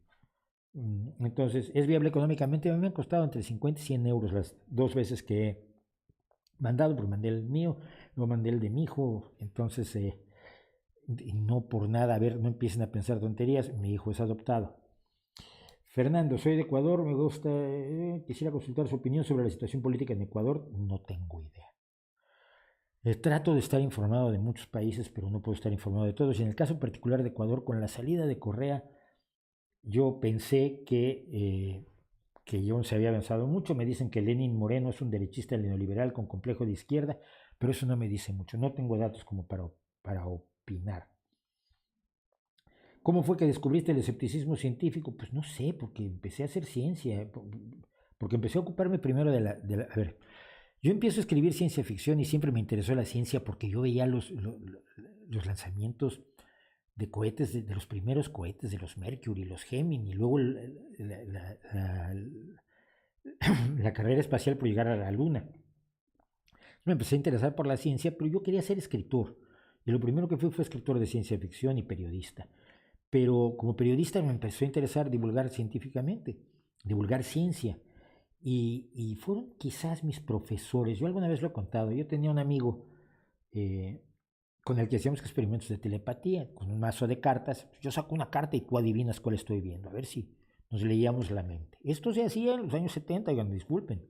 Entonces decía, 4 de picas, no. 8 de tréboles, no. Reina de corazones, no. Pero luego empezamos. Acertabas una y bueno, era una fiesta. Luego decía, no, pues que estás una atrasada. Es que dijiste el 8 de tréboles ahora, pero el 8 de tréboles estaba antes. Bueno, entonces también es medio un acierto, ¿no? Es el tipo de trampas que se hacían los estudiosos de lo paranormal. Pero vas uno adelantado, dijiste el 4 de diamantes y ese salió después. Bueno, entonces también es medio acierto. Pero como teníamos un buen profesor de matemáticas, que es Silvestre Cárdenas, que nos enseñó probabilidad, nos dimos cuenta que nos estábamos haciendo tontos solos. Es decir, en vez de 1 entre 52, las probabilidades se estaban convirtiendo en 2 entre 52, 3 entre 52, 5 entre 52, 4 entre 52, porque decía, bueno, no acertaste al nombre, pero no acertaste al número, pero acertaste al palo. Efectivamente es un trébol. Entonces es una cuarta parte de acierto. Pero estábamos engañando solos. Y teníamos 17, 18 años cuando hicimos esto. Así que quizás por ahí. ¿Crees que la labor del escepticismo científico por el uso del pensamiento crítico está infravalorada? Sí, por mucha gente, claro que está infravalorada, no tienen ni idea lo que es y muchos sienten que les resulta mal negocio. Lo siento. Alguien me pregunta sobre Santiago Nieto Castillo, no lo conozco. ¿Qué es un genocidio? Las definiciones las tienen los organismos internacionales. No me hablaría yo demasiado sobre genocidio en esta ocasión. Quizás en otra ocasión valga la pena. Su opinión sobre el papel de la masonería en la historia y en específico si dicha institución tiene injerencia en la política mundial. No. La masonería, como muchos otros grupos, asociaciones semisecretas, existían para compartir conocimientos que no estaba bien visto que se compartieran y para tratar de controlar ciertas cuestiones de la política. Es lo que hicieron los Illuminati de Baviera, es lo que hicieron los masones, es lo que hicieron muchísimos grupos adicionales que existieron. La masonería tuvo una enorme presencia política en el siglo XIX, pero no por sus creencias ni por sus cuestiones internas, sino porque el único lugar donde te podías reunir para hacer una especie de partido político era en las logias masónicas. Entonces en México y en otros países había dos logias masónicas, los yorquinos y los escoceses. Y los yorquinos, si mal no recuerdo, eran progresistas, unos eran progresistas, los otros eran conservadores, y entonces no decías el candidato del Partido Socialdemócrata de Angola, ni el candidato del Partido Democristiano Popular de Bielorrusia, no, decías el candidato del Partido Yorquino, el candidato del Partido Escocés. En esos momentos las logias masónicas, pero no por logias masónicas, sino como una expresión política, tuvieron una enorme importancia. Hoy no la tienen. Sí, los masones se apoyan entre ellos, como los grupos de amigos se apoyan entre ellos. Yo tengo un grupo de amigos y si uno es pintor y yo necesito que me pinten una pared, pues hombre, como decimos siempre, si alguien va a ganar dinero, que sea un amigo, que sea alguien de casa. Pero más allá de eso, la importancia que se le trata de dar a la masonería es totalmente absurda y la razón es muy simple. El mundo es enormemente complejo y multifactorial. Y la idea de que una sola pequeña organización puede controlarlo absolutamente todo, es que no se corresponde a la realidad, basta que mires a tu alrededor. Y no, es una idea claramente conspiranoica. Regreso al chat y luego volvemos a las preguntas. Yo me hago un lío yo aquí. Si alguien sabe cómo me puedo organizar, se los agradeceré. ¿Cuál es la historia detrás del penacho de Moctezuma? ¿Cómo llegó allí? ¿Es razonable que México pida su regreso? Ah, vale. No, no es un penacho. No, no es de Moctezuma. No, no es razonable. Alguien llevó un tocado con plumas de quetzal, probablemente guatemalteco, o por lo menos del sur de México, porque quetzales no hay fuera de la selva chapaneca y de la zona que hay entre la selva chapaneca, el tapón del Darién en Panamá, es allí donde hay quetzales. Llevó un tocado con plumas de quetzal a los austriacos y les contó, ay, pues mira, es el penacho de Moctezuma y ahí lo guardas. Como muchos países tienen muchos valores o tesoros artísticos de otros países. Como México tiene momias, por ejemplo, yo recuerdo que había una momia egipcia en el Museo Nacional de Antropología y había tallas de hueso de los inuit. Y sí, había creo que algún cráneo de Neandertal procedente de Europa. Y de pronto alguien, un loco en los años, me acuerdo que fue en los años 80, un loco se fue y se puso enfrente del Museo Antropológico de Viena a pedir que les devolvieran el penacho de Moctezuma como si significara algo. Son unas plumas, es una obra de artesanía, probablemente del siglo XVI, a la que no le puedes adscribir un simbolismo tan enorme. Es vivir en el símbolo y no en la realidad. ¿Qué pasa si Austria, que ya he dicho varias veces, mira, no estén molestando, no digan tonterías, si Austria devuelve el penacho de Moctezuma? Te voy a decir qué pasaría. Harían una fiesta, el presidente se pondría un par de medallas, los locos aplaudirían muchísimo, los siervos del presidente le dirían que es excelente, maravilloso, brillantísimo, simpático, guapo, alto, rubio y de ojo azul, campeón de baloncesto y por supuesto el mejor goleador de la Champions. Y al día siguiente el país seguiría igual de jodido. Cuando nos centramos en los símbolos, tanto que sustituyen a la realidad, tenemos un problema muy grave. Y es un problema claro del estúpido penacho de Moctezuma. ¿Qué libros Bertrand Russell recomienda para quienes nunca lo hemos leído? Bueno, obviamente, ¿Por qué no soy cristiano? El camino de la felicidad. Había un libro sobre moral, ahora no me acuerdo del título, pero hay un libro sobre moralidad que es especialmente relevante. Así que, pero sí, sobre todo en términos de ateísmo, el por qué no soy cristiano, es que es absolutamente demoledor. ¿Dónde puedo conseguir? Bueno, esto ya lo habíamos hablado. Creo que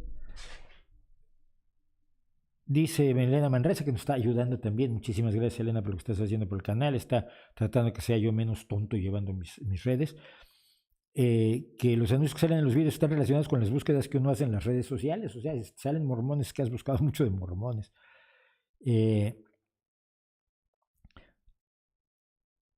Leí que Randy llegó a pagar ese $1,000,000 por criptología. No, no es cierto. Randy no pagó ni un céntimo. El reto del $1,000,000 se retiró creo que hace 8 o 9 años y ese dinero se dedicó a la educación porque la fundación de Randy es una fundación educativa para la promoción del pensamiento crítico. Saludos desde Los Ángeles, muchas gracias.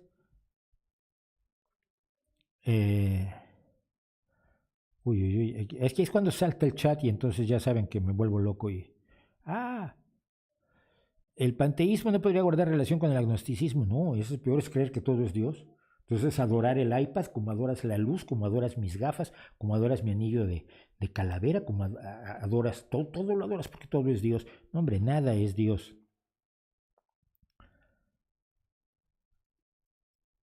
Es difícil no creer en... No, esto no tiene nada que ver. Bueno, a ver. Es difícil no creer en ideas luditas cuando las máquinas al final crean nuevos trabajos, pero los que saben quedan atrás. Pero es que siempre ha pasado eso. Los trabajos se desaparecen. Yo empecé haciendo un trabajo que no existe hoy.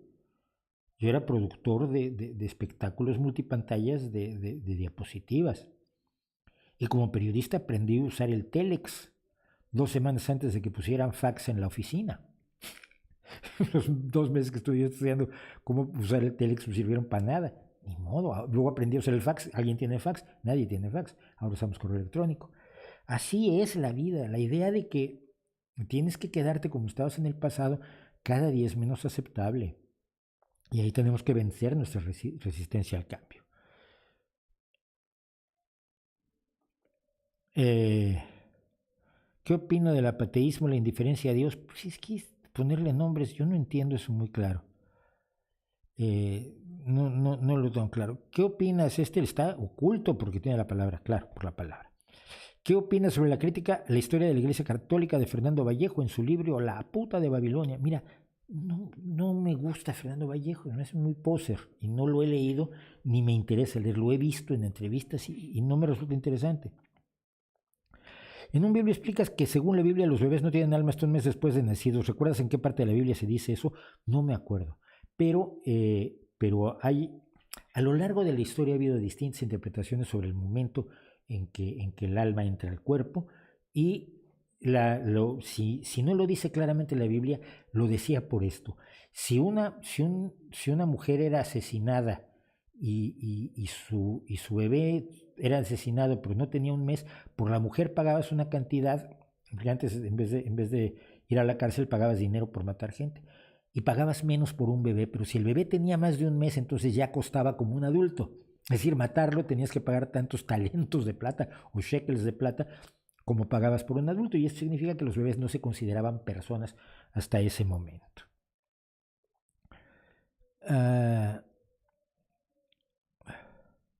Pero sí, los romanos tenían las ideas han cambiado a lo largo de la historia, y esto es lo que no quiere aceptar la Iglesia, que esas ideas han cambiado a lo largo de la historia. Me encantaría ver una charla con el doctor Lascano, puede ayudar a contactarlo. Edgar, contáctame por algún DM en Twitter o algo así, tengo los DMs abiertos. El miedo a la muerte es aquí vamos a en serio y a entrar a las partes más heavies de Dios. El miedo a la muerte, pregunta Elena, es una de las causas de la creencia en un Dios, sobre todo de los dioses que te prometen una vida después de la vida.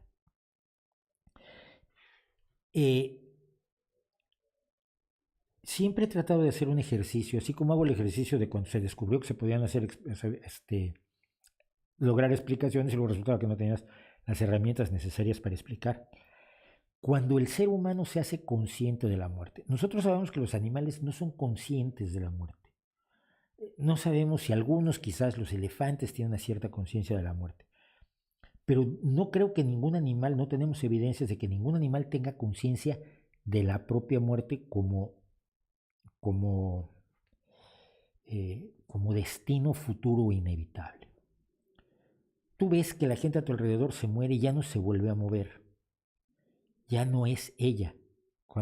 Incluso cuando ustedes han visto personas fallecidas, la caída del tono muscular en el rostro da el aspecto de muerto. Esa persona ya no es la persona que era antes, ya no tiene su personalidad, sus rasgos, sus defectos y virtudes, ya no es. Saber que eso le va a pasar a uno es aterrador para la gran mayoría de la gente. Nos queremos lo suficiente como para no querernos morir. Y que te digan que no vas a morir siempre es agradable. Es una buena noticia. Y mira, pues, no me voy a morir, voy a vivir para siempre. Voy a vivir para siempre si me porto bien, además, a un lado de Dios, gozando de su gracia infinita. Y si me porto muy mal, pues voy a acabar en el infierno. Entonces no solo tengo una vida posterior, sino tengo 2 vidas posteriores a elegir. Y entonces eso es un nivel de chantaje facilísimo para cualquier cosa que se proponga en las religiones. Que te digan que no vas a morir es dulce para los oídos. Y ese es el problema cuando uno trata de hablar con la gente y decirle, que mira, es que sí te vas a morir, tienes que aceptarlo. Hombre, uno resulta enormemente antipático. Es muy complejo poder llegar a la gente y decirle, mira, tienes que darle sentido a tu vida porque vas a morir. Tienes que vivir al máximo porque vas a morir. Lo que vas a dejar son recuerdos. Deja buenos recuerdos en la gente a tu alrededor. Esto es inevitable y después no hay nada. Y qué bueno que no hay nada. Luego puedo explicar por qué bueno que no hay nada, que no hay cielo ni infierno. Bueno, el infierno explicable. Pero claro que la noticia de que no vas a morir es un argumento de venta potentísimo para las religiones, especialmente digo, para las religiones que tienen un futuro. El Hades, por ejemplo, de los griegos era horroroso, como el Mictlán de los aztecas. Son infiernos o mundos posteriores horrorosos donde las almas vagan penando sin concierto, ni oficio, ni beneficio. Son lugares de desolación, pero atroz, feroz, absolutamente feroz. Esos pues obviamente no creo que satisficieran el deseo de no morir de la gente, ¿no? Puede ser que igual que se usa mal la tecnología, se use mal la religión y la aprovechen los sociópatas de turno. Sí, el problema es que la tecnología se puede usar, no nace para el bien ni nace para el mal, es un hecho. La religión nace, la religión ya como una serie de creencias organizadas, por eso es distinta de la sola creencia en Dios. La religión nace como un intento de manejar a la sociedad, para bien o para mal. Yo no voy a decir, diseñan las religiones para manipularnos. Eso es una visión muy conspiranoica. Las religiones se desarrollan como parte del control de la sociedad, como parte del ejercicio del poder. Y entonces generalmente salen mal. Generalmente salen mal. Yo siempre he dicho que cuando la gente es buena, pues buena sin necesidad de religión. Y cuando la gente es mala, ninguna religión va a hacer que sea menos mala. Puede actuar menos mal por miedo al castigo, pero eso no lo hace malo, simplemente lo hace un malo inteligente. ¿Qué opinas de Jonathan Haidt? No sé quién es. ¿Qué opino de las canciones religiosas de Bob Dylan? Me encantan. Hace mucho tiempo hice un video que explicaba por qué me encantan muchas cosas del arte religioso. Mira, de uno de mis grandes descubrimientos, me acuerdo en los museos vaticanos, fue la Magdalena de Tiziano. Creo que es la Magdalena de Tiziano. Si no es, la voy a poner también en la descripción después. No es de Tiziano. Pero es una Magdalena maravillosa que estaba encima de un extintor y junto a una manguera en un rincón en los palacios vaticanos, en los museos vaticanos. Yo quedé alucinado. Me encanta la música religiosa. Bach es 99% música religiosa. Sales del clave bien temperado, de la cantata del café y de algunas otras cosas más, y toda su obra, el San Mateo es una obra maestra. Porque yo no creo que las obras de arte religiosas sean resultado de la religión, sino son resultado de la grandeza de los artistas que las crearon. Las crearon sobre religión porque era lo que tenían que hacer o era el entorno que los movía, pero eso no le quita grandeza. Cuando tú entras a la Capilla Sistina, y sobre todo si entras como yo entré, no sé si hay otra forma de entrar, pero vienes de espacios más o menos abiertos, donde acabas de ver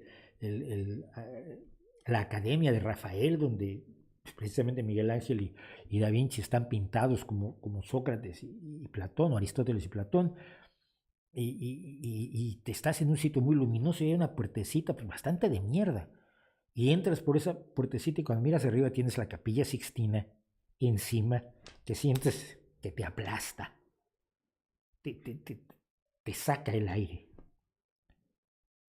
El motivo de Miguel Ángel fue el religioso me da exactamente igual. Porque el motivo de otros ha sido contarme una historia de amor entre dos personas que no existieron. Por, digamos, el Romeo y Julieta de Shakespeare. O contarme la bajeza y grandeza de un personaje que históricamente distorsiona de una manera terrible como el Ricardo III de Shakespeare. O hablarme de personas que no existen ni nunca existieron y que solo viste un nombre y con ese nombre te creaste una historia que es Eleanor Rigby. ¿Por qué voy a despreciar la fantasía religiosa y no desprecio la fantasía de Paul McCartney o de Bob Dylan? Tienen sus fantasías religiosas, por mí encantado de la vida.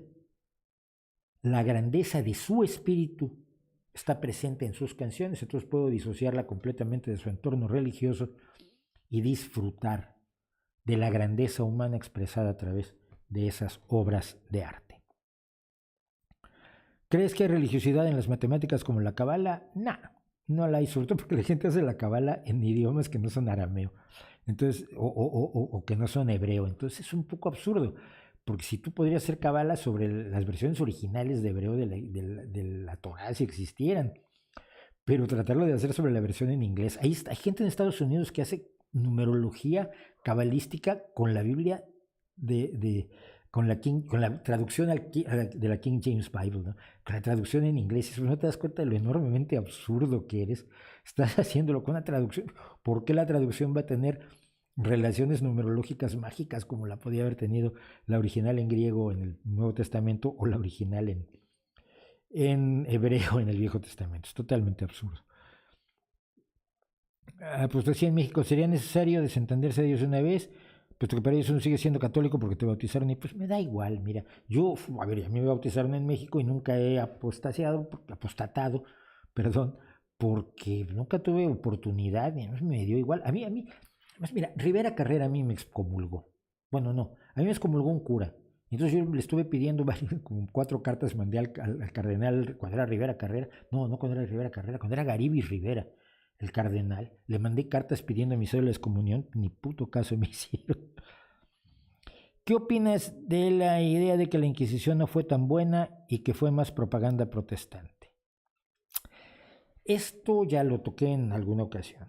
Te recomiendo, hay un libro sobre la Inquisición mexicana escrito por un peruano, no me acuerdo ahora quién es, que también hizo un excelente libro sobre la Inquisición peruana. Se fue a los documentos.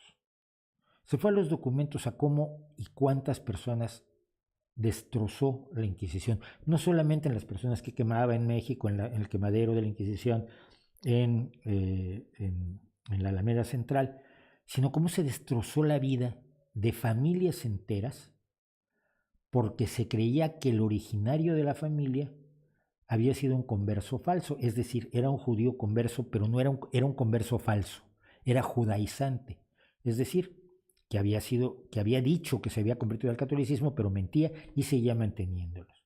Y hay una familia del norte de México que 5 generaciones fueron perseguidas por la Inquisición con una hazaña feroz. No, la idea de que hay allí propaganda protestante, ¿qué te van a decir los protestantes? Ellos quemaban brujas, por Dios. La persecución de la Inquisición española en España, en México, en Perú, fue feroz, fue atroz y lo fue durante muchísimo tiempo. Uno de los grandes problemas, precisamente cuando Fernando VII es reinstalado como rey, me acuerdo del dato, vaya, no estaba yo, cuando es reinstalado Fernando VII y se derogan las constituciones de Cádiz, es que se reinstala la Inquisición que el pueblo mexicano había celebrado, que se había destruido, porque eran aterradores. Las historias de la Inquisición son maravillosas, pero no hay allí que la Inquisición no fue tan mala, no. En ficción prefiero a Saramago, Rushdie, Kazantzakis, ninguno de los 3. Saramago me gustó algunas cosas de Saramago, pero luego lo hallé un poco simplón, la verdad. Si te refieres a ateísmo, no sé. Quizás Robert Heinlein, aunque era medio libertariano, pero Robert Heinlein me parece mucho más sensato en algunas cosas. Creo que debe haber alguna institución, como lo que en origen fue la universidad, para el conocer. No entiendo, perdón, avispa ojo, no entiendo. ¿Qué opinas del monstruo del espagueti volador? Hombre, me parece un buen chiste, me parece un buen argumento para demostrar el absurdo de Dios. Cuando se ha convertido en un club ya no me interesa tanto, ya no me emociona tanto. Se ha convertido en una especie de club y algunas personas lo han llevado a ciertos extremos. Siento que el argumento original es si yo tengo una creencia absolutamente idiota, me la tienes que aprobar igual que las otras creencias porque son igualmente idiotas, ¿no? Pero nada más. ¿El control natal deberá ser un mal necesario para el futuro? No. El control natal ocurre cuando a la gente no se le mueren los hijos y no los necesita para trabajar. Cuando tienes baja mortalidad infantil y cuando tienes buenos sueldos y la gente no necesita que sus hijos trabajen, la natalidad cae sola, solita. Fui criado por un padre espiritista que me había convencido de que tenía mediunidad a tal punto que llegué a creerlo. Ahora a los 33 me volví al ateísmo y dudo de mi pasado. No dudes, uno cree tonterías cuando es joven y luego se le quita. ¿Leyó Carta a una Nación Cristiana? No lo he leído y sé es de Sam Harris, lo sé, pero no la yo lo he leído. Eh, ¿Qué obispo español le parece más despreciable? No voy a entrar en eso. Ni idea. Todos. Soy muy solitario y algo antisocial. Hasta me cuesta socializar y me da que crear problemas. Sin embargo, siempre echo mano a la gente cuando me pasa algo. Yo soy totalmente antisocial. Yo tengo muy pocos amigos. Yo no ando. Si estoy solo durante muchísimo tiempo, me da exactamente igual. No necesito el contacto humano. Pero no es lo mismo. No es lo mismo esa sociabilidad que tienen otras personas que caen bien en todos lados, son re simpáticos. Eso no tiene nada que ver con el hecho de la conciencia de vivir en comunidad y la solidaridad con la comunidad a la que perteneces. ¿Qué pienso de Penn and Teller? Los admiro más allá de lo razonable, porque además son libertarianos ambos, pero son libertarianos razonables, no son ainranditas. Pero los admiro como promotores del pensamiento crítico, los admiro como defensores de una magia sensata y decente que no diga que hay paranormalidad. Los admiro como magos de manera absolutamente radical. Sigo, y los últimos 7 años he estado siguiendo el programa que hacen de Full Oz, Engáñanos, donde llevan a los mejores magos del mundo a que les presenten un truco a ver si ellos saben cómo se hizo o no. Y precisamente Engáñanos. La idea de ellos era además preciosa, uno llega a la magia, yo fui mago aficionado, uno llega a la magia por el enorme asombro que te produce el primer truco que ves de magia. Pues esto no es posible, quiero aprender a hacerlo. Es lo primero que piensas. Randy, por cierto, tiene una anécdota al respecto, ahora la cuento. Entonces uno llega a la magia por el asombro. Pero luego se sabe todos los trucos. A mí me pasa mucho. Veo trucos y yo sé cómo son y la gente a mi alrededor, oh, sí, sí, pero yo no lo disfruto tanto porque sé lo que hizo el mago. Es muy malo eso. No hay que saber cómo se hacen los trucos. Vuelvo a Randy luego. Y entonces, lo que querían Penn and Teller era volver a tener esa experiencia que tiene uno de niño cuando se enfrenta a la magia y se enfrenta al asombro. Y entonces ellos lo vuelven a tener con magos a los que les dicen, entonces, ¿hiciste esto? Y el mago les dice, no, es otro método. ¡Wow! Nos engañaste, le dan un trofeo de plástico bastante mierdero, pero bueno, un trofeo de plástico. Y el tipo sale diciéndole, engañé a Penn and Teller, y ellos lo llevan a que haga un show con ellos en el hotel donde ellos están en Las Vegas hace muchísimos años, ganando un dineral, actuando todas las noches. Randy. Randy te hacía trucos, era inevitable, era mago. Y entonces estabas comiendo con él y hacía cosas. De pronto agarraba un pan, lo tiraba y el pan rebotaba. Y tú decías, por Dios, ¿qué está pasando? No podía evitarlo, Randy. Y yo no le decía, ¿cómo haces eso? Y yo me acuerdo que muchas veces me dijo, ¿lo vas a hacer o solamente quieres saberlo? Si no, quiero saberlo, no me voy a poner yo a hacer magia, vamos. Entonces no te digo. Y un día hizo un truco muy bonito. Frente a ti se va doblando un diente de un tenedor. Estábamos en la mesa comiendo y empezó a hacer magia. Y uno lo veía y decía, no puede ser, se está doblando ante mis propios ojos el diente del estúpido tenedor. Le dije, yo, si me dices cómo lo hago y no necesito un equipo demasiado complejo, hombre, lo hago. Me encantaría hacerlo y lo he hecho muchas veces a lo largo de la vida. Me dijo, entonces sí te enseño. Y me enseñó el truco. Y como todos los trucos de magia, era totalmente bobo. Y ese es el problema, la gente se imagina cosas complejísimas y aparatos y electrónica. No, la magia juega con nuestra capacidad de autoengañarnos, con las deficiencias de nuestros sentidos y de nuestra atención. Y en ese sentido, Penn y Teller son maravillosos. Vean Fulos si saben algo de inglés.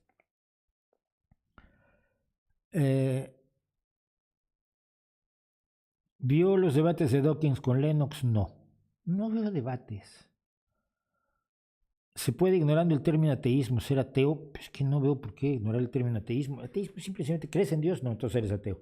Es que yo no me he apuntado al club de los ateos. Ya, pero es lo que eres. No eres otra cosa. Si no crees en Dios, eres ateo. 144 personas online, me parece muy bien. ¿Quién crees que ganará, Trump o Biden? Ya me vuelven a preguntar otra vez. Bueno, otra vez lo vuelvo a decir. No tengo idea, no soy adivino, pero espero que gane Biden, porque si no, en serio, el mundo como lo conocemos se puede ir a la mierda. Y voy a hacer un video sobre ello esta semana, antes de que las elecciones, que son, si mal no recuerdo, el 3 de noviembre. Eh, de momento me salto lo que no tiene nada que ver con Dios. A ver si me acuerdo que Chrysler, sí. Bueno.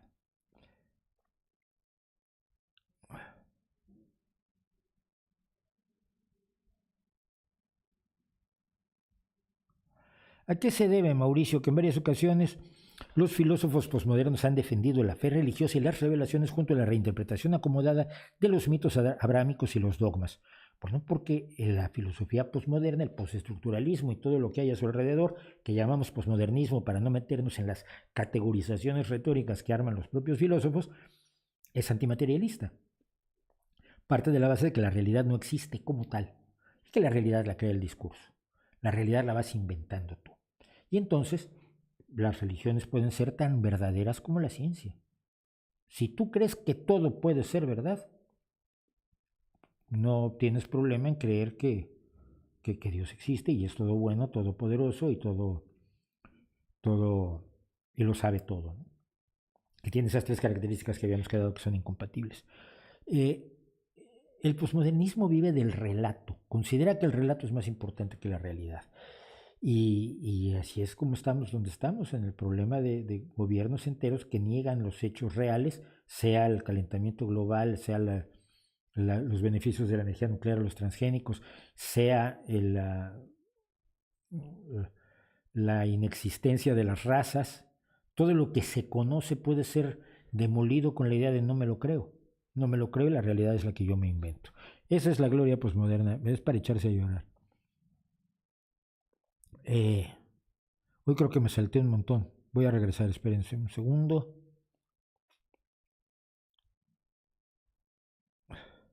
La deuda de Argentina con el FMI, si van a salir de la crisis, sí la van a pagar, siempre se pagan esas deudas.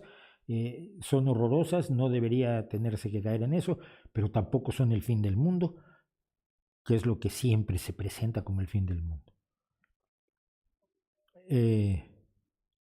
¿Cómo se podría cambiar un gobierno en donde no hay ningún mecanismo democrático como en Arabia Saudita? A través de la movilización de la gente exigiendo la democracia, fundamentalmente. No habló sobre lo que pasó con el profesor francés por culpa de la caricatura de Mahoma.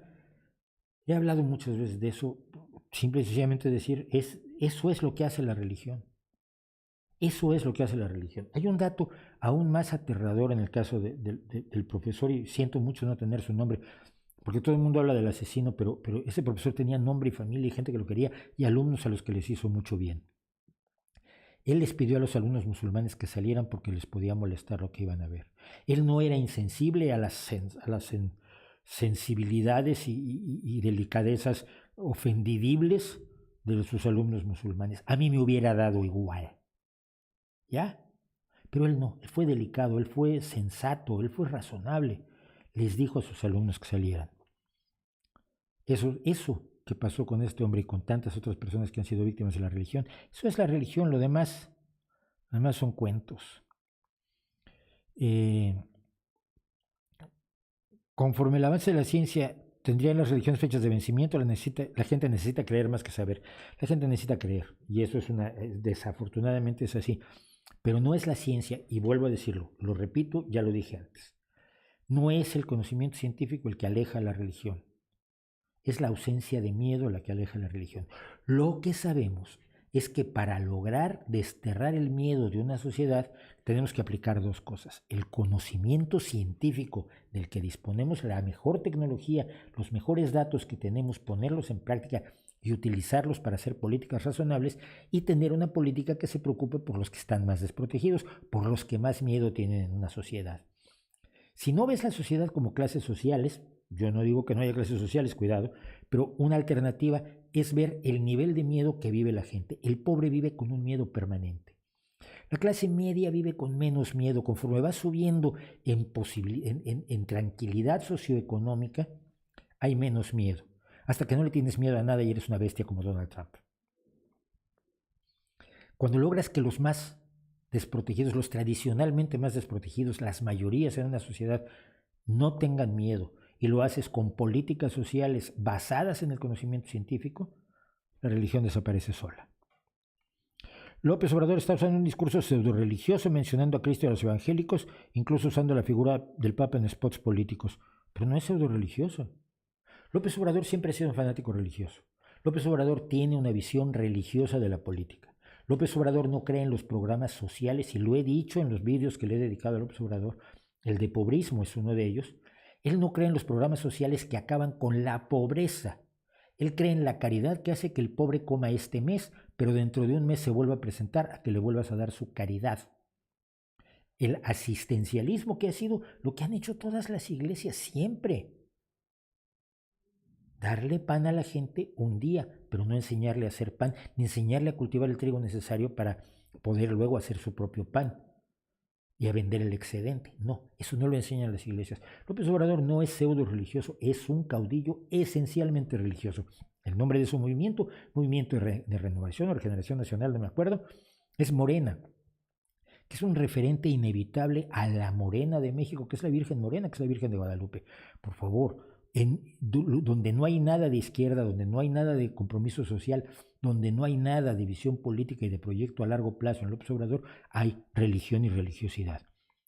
Me están diciendo La conquista de la felicidad de Bertrand Russell. Sí, La conquista de la felicidad es un libro fundamental.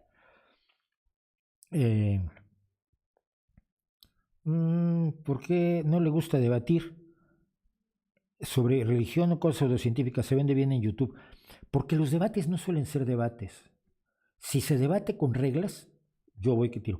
Mira, hace poco me propusieron un debate.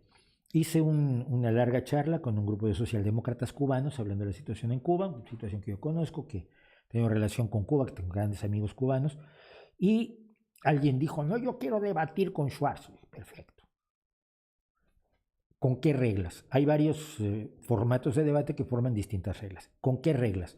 Vamos a seguir unas reglas de debate y vamos a debatir sobre un tema, sobre una pregunta en concreto.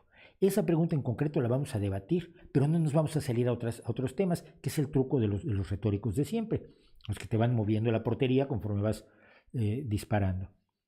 ¿Qué tema está proponiendo concreto para a una respuesta sí o no? ¿Y cuáles reglas vamos a usar? Hay las reglas de la casa de Chatham y las reglas de donde... Pues hasta hoy no ha respondido. Estaba muy interesado en debatir conmigo hasta que vio que era un debate en serio y no un agarrón de vecindario en la calle a ver quién es el mejor navajero. Y así yo no juego. Si alguien quiere un debate en esas condiciones, yo le entro completamente, por supuesto. ¿Hay alguna religión o deidad que no promete una vida después de la vida? Sí, sí las hay. O no exactamente una vida, lo que no prometen es una vida mejor después de la vida, pues porque todas implican la trascendencia. Era lo que precisamente Paul Kurtz llamaba la tentación trascendental.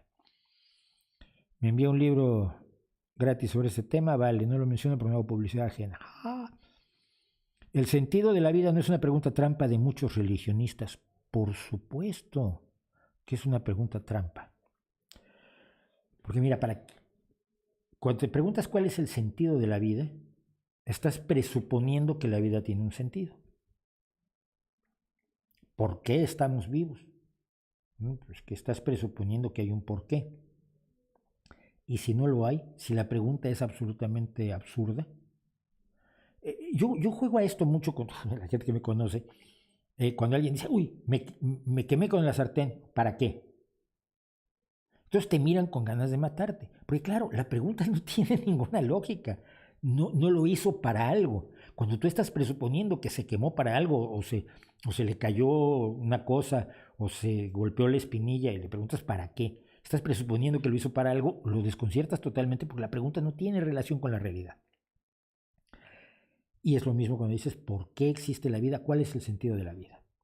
La vida no tiene por qué tener ningún sentido, parece ser un accidente químico del universo, de lo más curioso, interesante y agradecible, porque aquí estamos, ¿no? Porque podemos disfrutar el placer y la alegría y el arte y la amistad y los malos videos en YouTube y la magia y la música y todo lo que disfrutamos. Pero si crees que la vida debe tener un sentido, es el sentido que tú le das. Yo le he dado a mi vida el sentido de que yo me dedico a la comunicación, no sirvo para otra cosa, soy comunicador, comunico cosas. Cuento historias, me entero de cosas y se las relato a un grupo de personas que de otra forma no llegaría a ellos. Es lo que hago.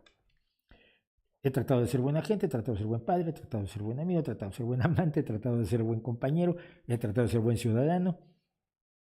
Cada quien le da el sentido que quiere a su vida. No hay un sentido preestablecido a que tengas que ajustarte. Esa respuesta no le gusta a mucha gente, pero yo creo que es la única que existe. Dios somos la unidad unificada. No, mira, no es cierto. O sea, es otra vez usar una definición absolutamente caprichosa. Dios son los botones de mi americana. Dios son estos 4 botones. ¿Crees en Dios? Sí, vale. Dios son estos botones. Sí, pues ya está resuelto. No resuelve nada, hombre. No digamos eso. El ateísmo actual no necesita argumentos ni debate, se impone por indiferencia. Dios no cabe ya en la estructura mental moderna. Sí, lo malo es que sí cabe. Ese es el problema que tenemos, que tienes gente enormemente informada, que tienes gente que tiene acceso a todos los datos de Internet, que tienes gente que ha tenido escuela y que sin embargo tiene una mentalidad religiosa. Entonces, claro que cabe, ojalá y no, pero sí.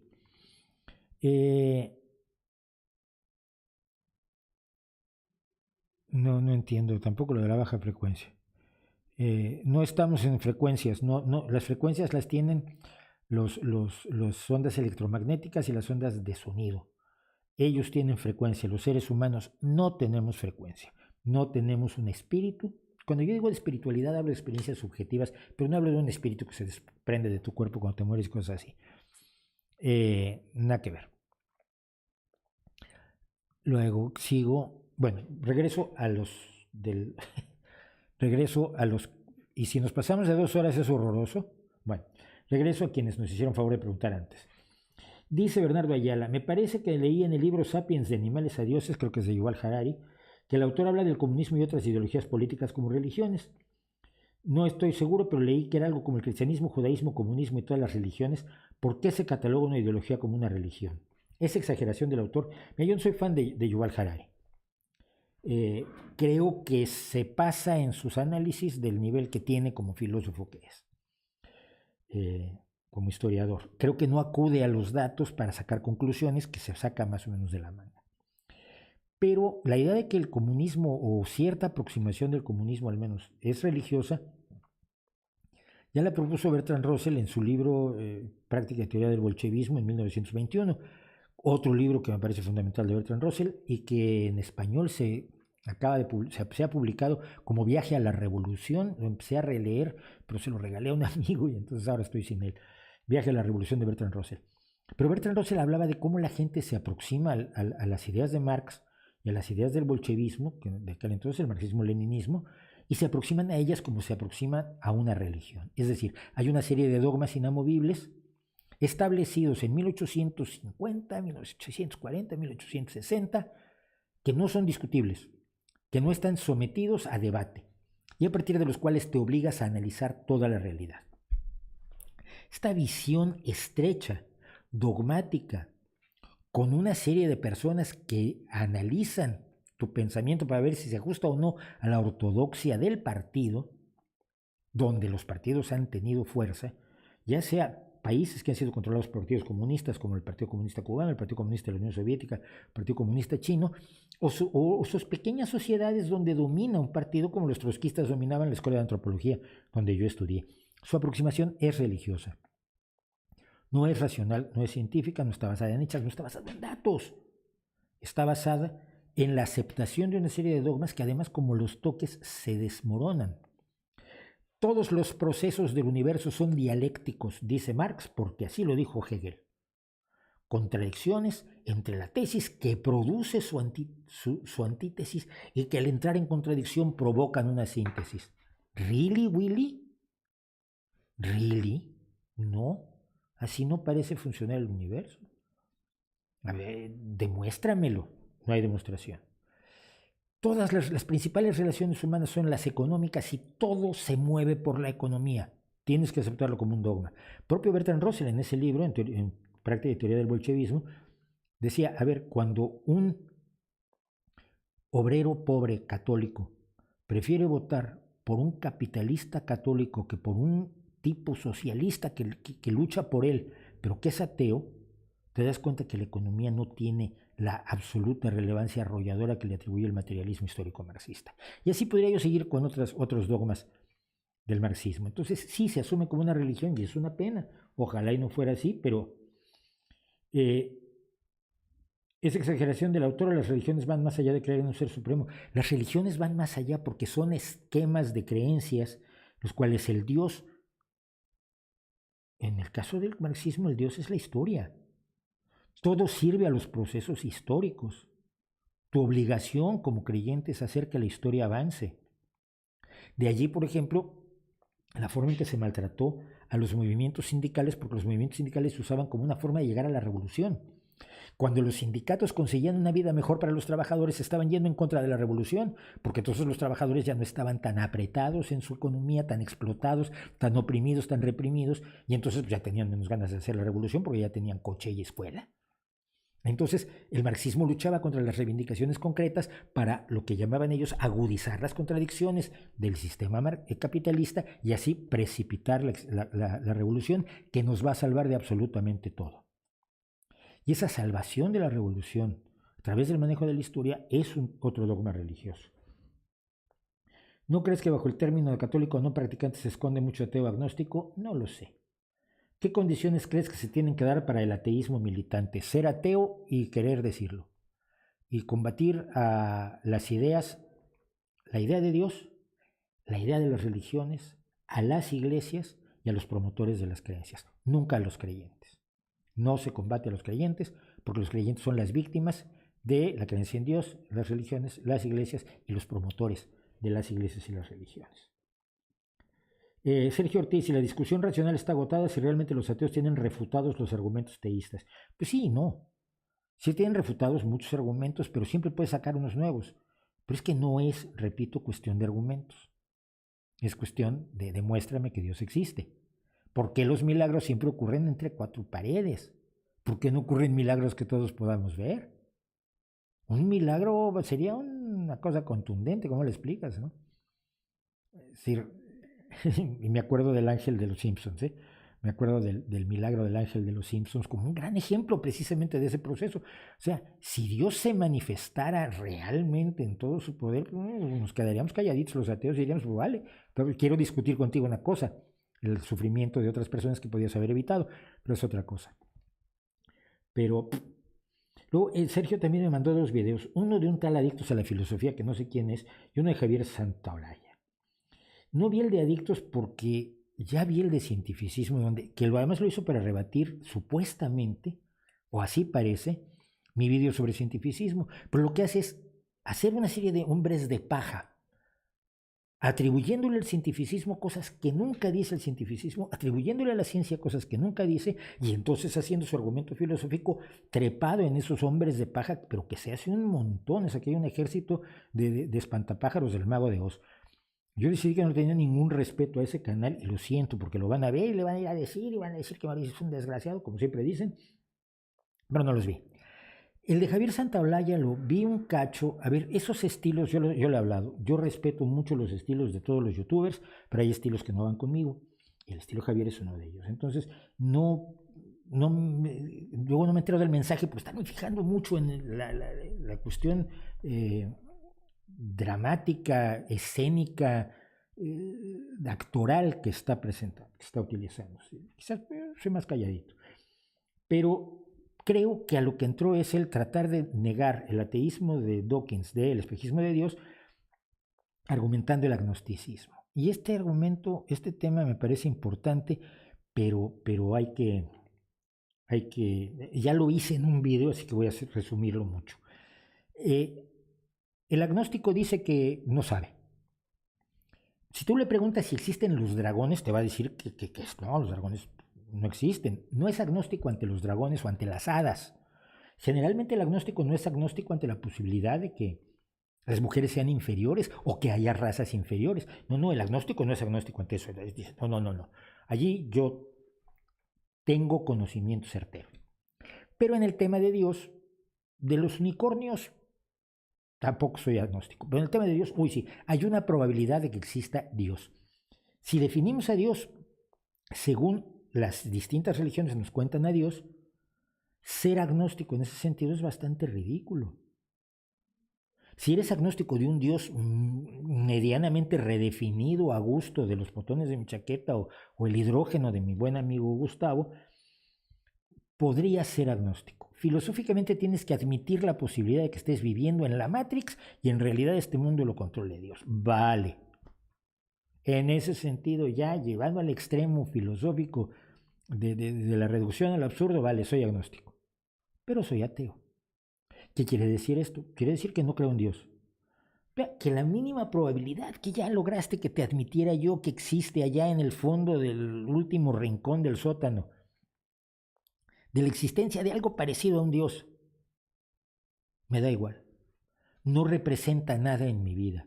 No es un factor que incida en la existencia, en mis relaciones con las personas que me rodean, en mis relaciones con mis hijos, en mis relaciones con mi pareja, en mis relaciones con mis amigos, en mis relaciones comerciales.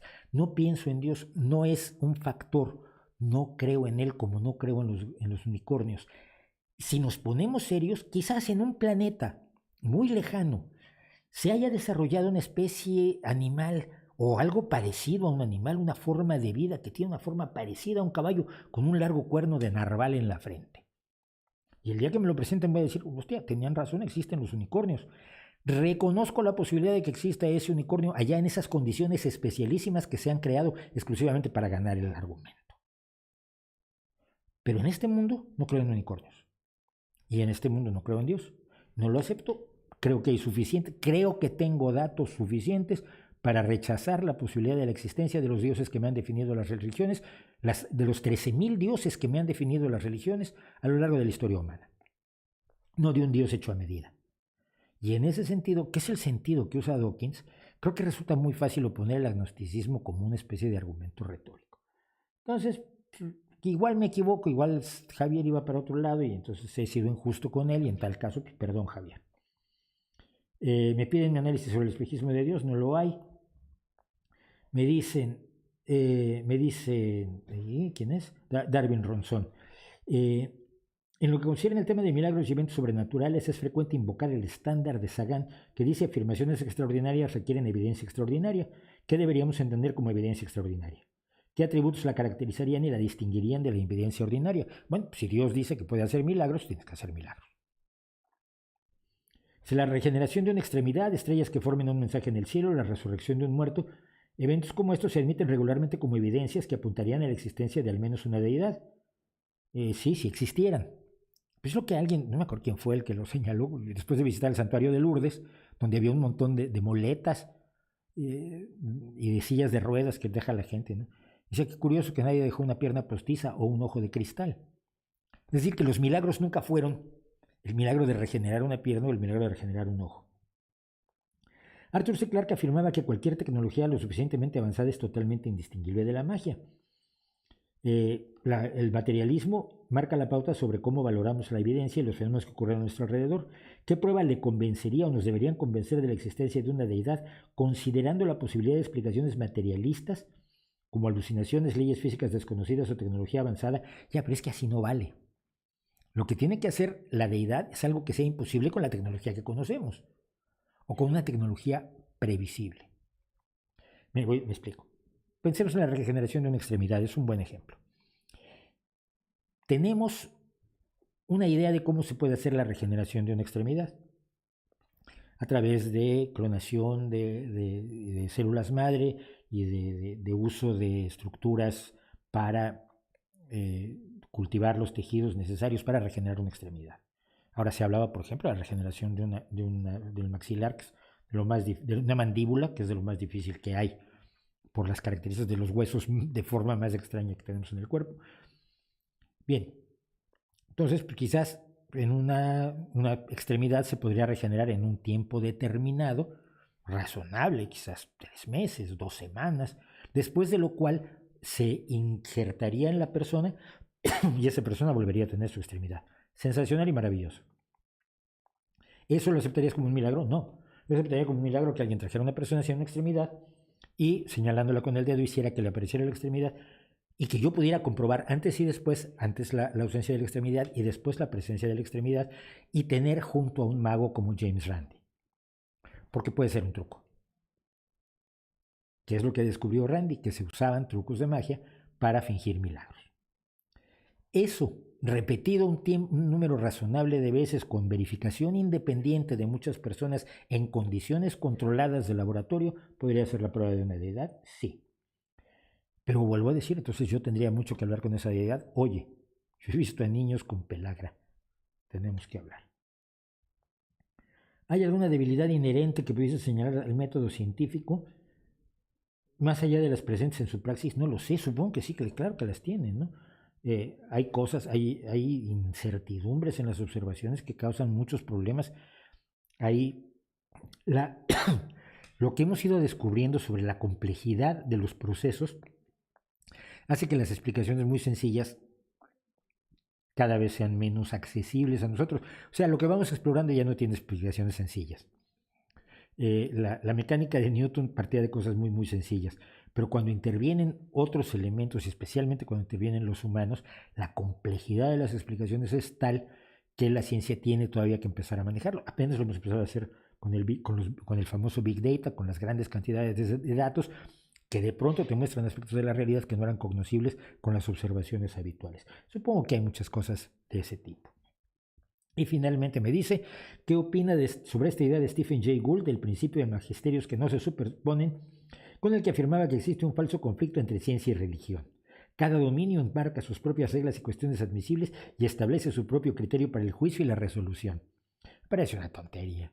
Y realmente, fíjate que yo era gran admirador de Stephen Jay Gould. El Pulgar del Panda me parece un libro espectacular sobre evolución. Pero lo que me está diciendo es, a la hora de abordar el universo,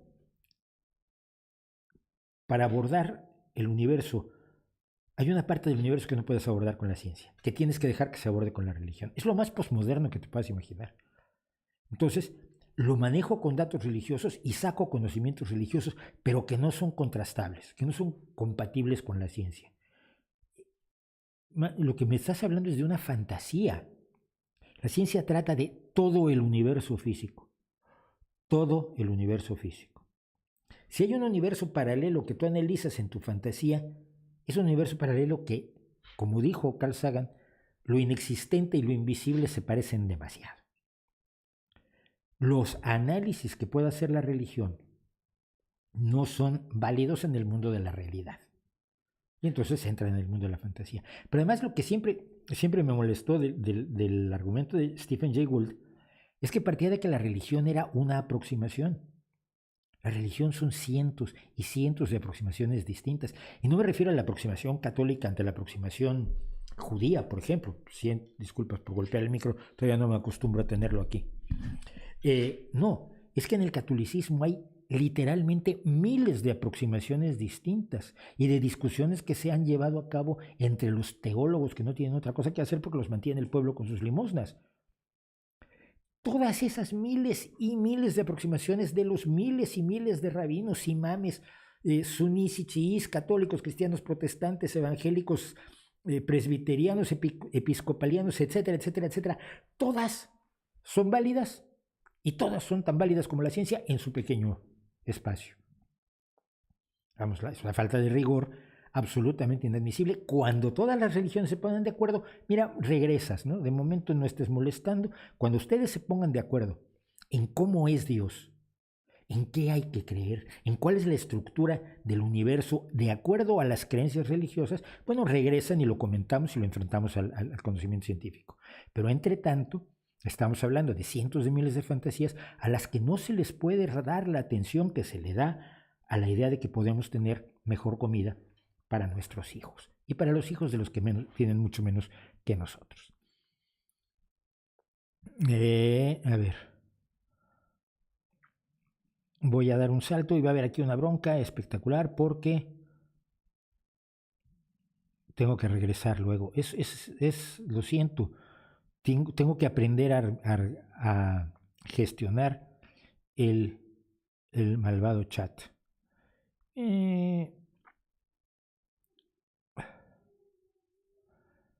Considera que la creencia en el alma espíritu en un sentido sobrenatural es un factor importante que hace a la gente menospreciar la salud mental. Pues mira, no lo sé.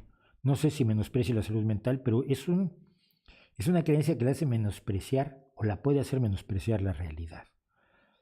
¿A qué se debe que en varias ocasiones los posmodernos? Perdón, es que la universidad se ha convertido en una obtención de títulos para medios de subsistencia, no del placer de conocer. No, para eso están los institutos de investigación. Justamente los dioses acomodados que hablaba cuando mencionas a los postmodernos. No, perdón.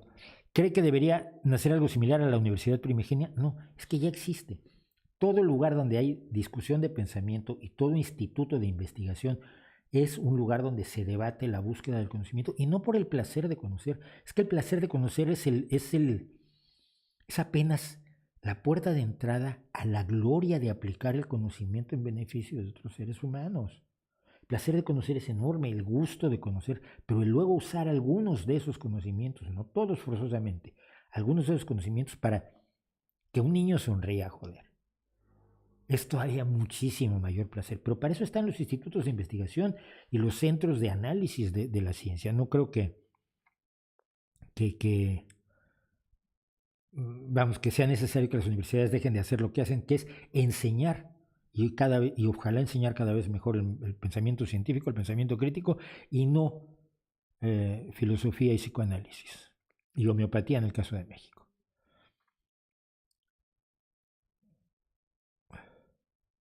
De los teólogos, ¿qué opinión le merecen aquellos que crean dioses prácticamente imposibles de falsar? Lo que ya decíamos, los dioses son los dioses que son el ejemplo, y vuelvo a Carl Sagan, el ejemplo clásico es el dragón en el garaje. Tienen un dragón, pero es un dragón que es invisible, pero no tiene temperatura, pero no tiene peso, pero no tiene forma, pero no puedes identificar que exista, no le puedes echar pintura porque no solo es invisible, sino que además es inconsútil y no puede dejar huellas si pones harina en la mesa porque no tiene peso. Y entonces cuando se van al extremo del absurdo, es un dragón que no existe. Es idéntico a un dragón que no existe. El famoso dragón en el garaje, creo que está en un libro antes incluso que sus demonios. ¿A este le paga Monsanto? Sí, claro. Ojalá me pagara. Tengo una camiseta que dice que dijeron que Monsanto me iba a pagar y me dieron una camiseta de mí. Los plátanos de Dios y la tontería del diseño inteligente. A ver, lo del diseño inteligente no tiene pies ni cabeza. Como dice, y lo señala muchas veces Grace Tyson, si tienes un planeta en el que solo podemos vivir en una pequeña franja de temperatura, humedad y altura, porque si vas a lo más mojado, vas a la mayor parte del planeta que está mojado, te ahogas, vas a la mayor parte del planeta donde hay demasiada sequedad, te mueres de sed, vas a ciertas alturas, demasiado alto, demasiado bajo, con demasiado sol, demasiado poco sol, te mueres. El que diseñó este mundo francamente lo hizo con ganas de putearnos. No es precisamente alguien que hizo el bien. ¿El ateísmo es otra religión? No, esa es otra tontería igual de siempre. El ateísmo no es una religión porque no tiene las características de una serie de creencias vertebradas unas entre otras. Lo único que hace el ateísmo es decir, Dios no existe. No creo que exista un Dios, no acepto la existencia de un Dios y por lo tanto no actúo como si existiera un Dios. Todo lo demás no existe una posición compartida de los ateos. Hay ateos de derechas, hay ateos de izquierdas, hay ateos que incluso tienen creencias sobrenaturales, paranormales, perdón. ¿Usted preferiría un científico en la presidencia de un país? ¿Eso sería mejor para evitar el fanatismo? No. Eso es una tontería tan grande como tener un religioso en la presidencia de un país. Lo que necesitas tener en la presidencia de los países, al frente de la política, son personas que estén bien asesoradas por científicos y que se comprometan a establecer las políticas que necesita la sociedad con base en los mejores conocimientos que tenemos hasta el momento. Pero necesitas políticos, porque la política no es solamente aplicar la ciencia. La política tiene que entrar en gustos humanos, en caprichos, en todos esos aspectos humanos que un buen político debe saber manejar. Entonces, no. La idea de la tecnocracia jamás la defendí ni la defenderé. Sí he hablado de Randi, sí hablé al principio de Randi. ¿Está Latinoamérica condenada a padecer el conversatismo? Mientras los latinoamericanos quieran, sí. ¿Es la corrección política un regreso al puritanismo? ¿Es parte de la religión posmodernista? Sí, tiene puritanismo. Tengo un libro, ojalá. Tengo un video precisamente que se llama Los Nuevos Puritanos, échale un ojo por allí. ¿Qué piensas de esas personas que dicen que hay que respetar las religiones? No, mira, hay que respetar a la gente. La gente merece respeto, la gente merece atención, la gente merece tenerle cuidado, a menos que sean unos miserables, pero no, las religiones no merecen ningún respeto. Las ideas están para discutirse, las ideas están para debatirse, las ideas están para confrontarse, las ideas están para ser analizadas, disecadas y confrontadas y refutadas cuando sea necesario. Las religiones no merecen ningún respeto. Admiro a Olof Palme como a pocas personas. Y en mi video de socialismo precisamente traduje uno de los grandes discursos de Olof Palme donde explicaba por qué es socialista y que explica por qué yo soy también socialdemócrata. ¿Considero razonable a Peter Boghossian? Sí, considero razonable a Peter Boghossian. Hasta ahora, a su compadre Lindsay lo dejé de seguir el otro día cuando dijo que iba a votar por Trump, porque llevó su racionalidad a la irracionalidad del otro lado. Así que, ¿cómo se llamaba el libro que acabo de recibir? Un viaje a la revolución de Bertrand Russell, en inglés, Practice and Theory of Bolshevism. Really Willy, sí, eso lo dice mi hijo, se lo inventó mi hijo y me gustó muchísimo. No soy un comunicador, el título es un disfraz. Aquí tengo uno que me odia, mira qué bien. Dice, no eres un comunicador, ese título es un disfraz porque utilizas ese mote primordialmente para influir a los receptores. Tú eres tonto.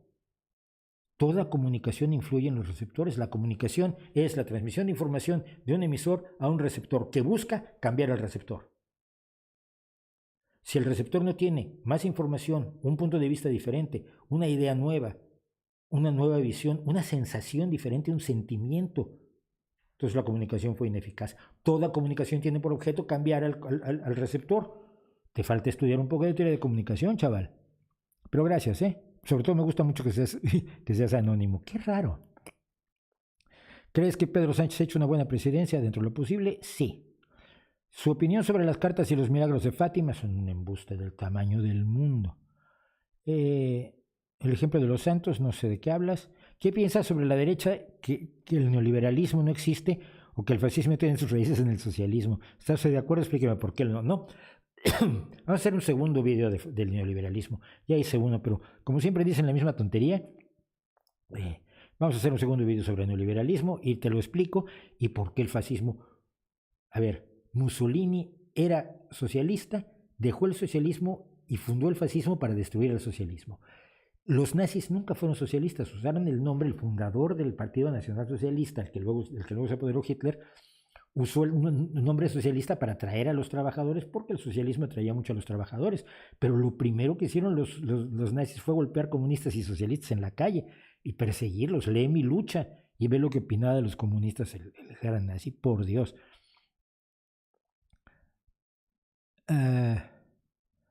¿Ya habló del Papa, el matrimonio homosexual? Sí, ya hablé. ¿Por qué la gente tiene creencias? Ya hablé. La existencia de Dios es perfectamente viable. Lee algunos argumentos. No, los argumentos no sirven de nada. Demuéstralo. Las pruebas son las que demuestran que algo no es viable, sino real. Y además la viabilidad, hasta este momento la viabilidad lógica de los dioses que nos venden las religiones es cero. Cero. La filosofía es importante, pero lo siento, te engañaron. El opio de las masas, una cosa muy importante. Y cuando Carlos Marx dice que la religión es el opio de las masas, y no soy marxista, pero no seamos injustos, no dice que las tenga embrutecidas, dice que es lo que les da tranquilidad y esperanza. Leer el párrafo completo y no solamente la religión es el opio del pueblo. Cuando dice que es el opio del pueblo es porque precisamente es la fuente de su esperanza y de su tranquilidad, lo cual le viene muy bien a las organizaciones, a los responsables de mantener dominados a los más desprotegidos. Les viene muy bien la religión como una forma de, mira, tú no te preocupes si te explotan, ¿no? Y te matan y te violan y todo eso. Cuando en el cielo te vas a llevar también, Dios te va a colmar de felicidad. Entonces, el ateísmo es una creencia, no es una creencia, es una afirmación. ¿Sabes qué? Llegaste tarde, ve todo lo que dije ya sobre agnosticismo. ¿Qué opinión te merece la gente que te trata de racista por decir que el Islam ampara el terrorismo? Porque las religiones amparan el terrorismo, pero no todos los religiosos son terroristas. Una sección, un sector claro del Islam ampara, promueve y define el terrorismo como un sector claro. Me remito al que atacó las mezquitas en Christchurch, en Nueva Zelanda. Sí, el terrorismo no es solo islámico, el que vemos ahora es islamista, es decir, el terrorismo no solo tiene origen islámico, el terrorismo es en sí islamista, no islámico, y el que vemos ahora más seguido es el terrorismo islamista, pero cuidado, el terrorismo católico, el terrorismo cristiano mata a docenas de jóvenes a docenas de jóvenes socialistas en Noruega, en un país avanzadísimo, o ataca a los musulmanes. Tenemos el terrorismo como base de la religión en todos lados. El Islam es una religión que promueve el odio igual que todas las demás religiones. Que lo tengamos más presente en este momento por el surgimiento de los movimientos islamistas es un hecho real y es un hecho histórico que hay que admitir. Pero no soy racista porque el Islam no es una raza, el Islam es una creencia religiosa. Y no creo que todos los musulmanes tengan ni siquiera, aunque tienen creencias que desprecio enormemente como la humillación de la mujer, no creo que los musulmanes sean terroristas. Si lo fueran, ya serían dueños del mundo. Hay 1.600 millones de musulmanes. Si todos salen a ser terroristas, seremos musulmanes todos. No, esa es una acusación barata para tratar de lavarle la cara al terrorismo islamista, cuyas principales víctimas, si te pones a ver números, son los musulmanes. El terrorismo islamista ha matado muchos más musulmanes que personas de cualquier otra fe, de cualquier otra creencia. Ha matado más gente en los países islámicos de las que ha matado en los países no islámicos. Así de sencillo. ¿Qué opino de Alberto Fernández? No conozco lo que está haciendo en Argentina. Alberto Fernández se dice a sí mismo socialdemócrata, ya la gente se puede decir lo que sea, tendría que verlo. En los últimos momentos de vida dejaremos de ser ateos. No, es un cuento que les gusta contar a los religionistas ya como última instancia. Claro, cuando te abres la muerte de cerca te vas a volver cristiano o vas a creer en Dios. Y esto se lo hicieron a Bertrand Russell. Cuando él estuvo en China en los años 20 o 30, se enfermó, estuvo gravemente enfermo, estuvo al borde de la muerte, y la enfermera que lo atendía dijo que él se había encomendado a Dios. Claro, como Bertrand Russell sobrevivió, dijo, no solo no es cierto, sino la señora no hablaba ni inglés, era una enfermera alemana. Entonces, no, en los últimos momentos de vida, no, porque yo sé que me voy a morir. Es una parte esencial de mi vida. Tengo que vivir lo más posible, todo lo que pueda. Y ahora que soy viejo, me falta hacer un vídeo sobre cuestiones de edad, por cierto. Ahora que soy viejo, tengo mucho más claro que tengo que hacer una serie de cosas que quiero hacer porque no hay segunda vuelta. Esto no es un videojuego, no puedes sacar vidas adicionales. Pero tenemos que admitirlo para poder funcionar razonablemente en la sociedad. Hay científicos que crean el diseño inteligente, seguramente sí, no significan. ¿Has visto The Atheist Experience? No. ¿Qué crees que debe pasar en España para que al fin haya separación efectiva entre Iglesia y Estado? Mucho. Y para eso les recomiendo, o me remito a una charla que le di a Juventudes Socialistas aquí en Asturias hace algunos años, donde precisamente hacer el debate, es decir, muchos jóvenes socialistas consideran que llegando al poder tú lo que haces es romper el concordato. Pues te olvida que hay muchos socialistas cristianos, católicos, y que el concordato es un instrumento de derecho internacional y que la Iglesia tiene un poder que puede usar en contra del Estado y que tienes que tener en cuenta un montón de cosas para poder hacer la separación Iglesia-Estado. Yo creo que los gobiernos socialistas no se han puesto a ello. Y cuando se han tratado de poner a ello fue en muy mal momento, como cuando lo intentó o se lo propuso Zapatero, pero es enormemente complicado, va mucho más allá del voluntarismo, de no, es que estamos en contra de la religión. Vean esa charla que les di a los chicos de Juventudes Socialistas, porque creo que les aclaró muchas cosas y también me las aclaró a mí. Cree que la izquierda latinoamericana ha perdido el rumbo al idealizar tanto a los antiguos imperios inca, etcétera, etcétera. La izquierda latinoamericana a la que tú te refieres es la izquierda marxista, que ahora se ha apoderado y asumido todos los principios del posmodernismo. Todos los principios del posmodernismo y del populismo laclausiano. Esa izquierda está perdida. Es la izquierda Feng Shui mezclada con la izquierda regresiva. Y es una pena porque es la que está apoyando a López Obrador y algunos fueron amigos míos. Pienso hacer un vídeo en el futuro sobre el conflicto judeo-palestino. No, mira, te lo puedo resumir rápido. Y ya llevamos, vamos a llegar hasta la media. Si les parece bien, no sé cuánta gente hay. A lo mejor ya se fueron todos, yo estoy hablando aquí solo. Bien. Nunca debió de haber existido Israel. Fue una mala idea de los países europeos para tratar de responder a una situación horripilante que vivieron los judíos durante la Segunda Guerra Mundial. Israel nunca debió haber existido, pero existe. Palestina no debería estar, o el pueblo palestino no debería estar dependiendo de las ideas de Hamás y de Hezbollah. Sobre todo de Hamás, cuya segundo párrafo de su carta fundacional es la destrucción de Israel. Ya no puedes, ante ese hecho, es como pedir la devolución de California para México, es como pedir la devolución de las Malvinas, es como pedir la devolución del penacho de Moctezuma, es tratar de echar atrás la historia en vez de mirar hacia adelante. La única solución es los dos estados libres, independientes y que vivan en comunidad. La mayoría de los palestinos que viven en los territorios palestinos viven de trabajar en Israel. Por eso es el problema de los cruces. ¿Sabes a dónde no pueden ir a trabajar? Egipto, porque la muralla que puso Egipto en el sur de la Franja de Gaza, esa sí es infranqueable. Hay que reeducar a los extremistas de ambos lados. A los extremistas judíos que creen que si cuando crean el gran Israel va a llegar el Mesías, o sea, es una chifladura como la de cualquier religión, y aquellos que creen que lo que quiere Mahoma es destruir a Israel. Y encontrar la forma de convivir pacíficamente. Lo dijo Yitzhak Rabin, uno hace la paz con sus enemigos, no con sus amigos. Cuando intentó la paz con Arafat, a ninguno de los dos se le agradeció nunca el esfuerzo. Pero creo que es todo lo que puedo decir sobre el conflicto judío-palestino, el conflicto Israel-Palestina, porque acordémonos que en Israel hay muchísimos árabes que tienen presencia en el Congreso, que el árabe es un idioma oficial, que no es un apartheid como el que había en Sudáfrica, que la gente está muy desinformada porque primero toma posición y luego busca los datos que sustentan su posición en vez de buscar los datos y tomar una posición. Ojalá no hubiera existido Israel.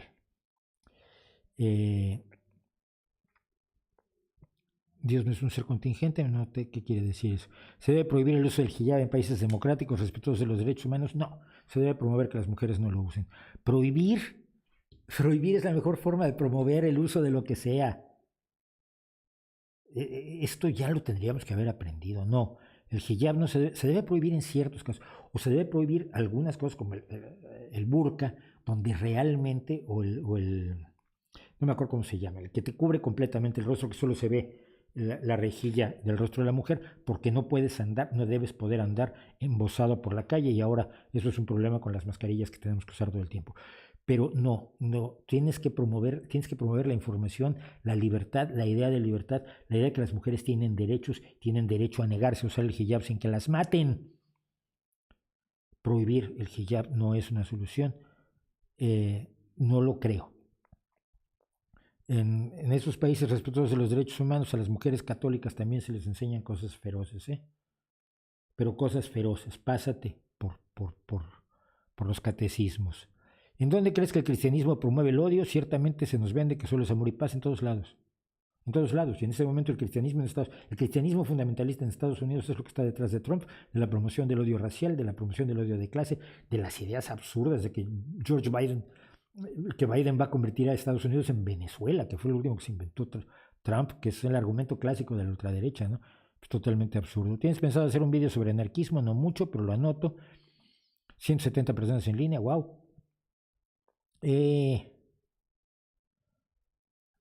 Como dijo Hugo Chávez, maldito sea ese Estado de Israel. Es que son frases estúpidas. ¿Qué opino de Jordan Peterson? No lo conozco, no lo he oído.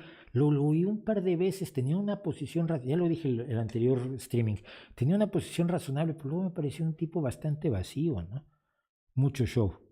¿Conoces a Viv Heffen? No tengo relación además tampoco con la situación. Lo vuelvo a decir, mucha gente cree, y esto es genial, los racistas, sobre todo, que hay muchos en mi canal, me atacan porque soy judío. No lo soy. Pero ni por religión, ni por cultura, ni por familia, ni por... No, me adoptó un señor que tiene un apellido judío y se lo agradezco muchísimo, pero no. Entonces, me encanta. Soy judío cuando hay nazis, eso sí. Pero también cuando hay homófobos, soy hasta gay. Muy gay. Y cuando hay gente que odia a los indígenas latinoamericanos, soy indígena latinoamericano, aunque solo tengo una parte de mi abuela que era zapoteca. Cuando hay gente que está en contra de los asiáticos, soy asiático. Entonces no tengo ningún problema de ser judío ante los nazis, como no tengo ningún problema de ser palestino ante los fanáticos judíos. Pero en esencia no soy judío. Pero a la gente le gusta creerlo, entonces, entonces eso es un judío sionista y por eso dices lo que dices. Sí, hombre, no lo publico y ya.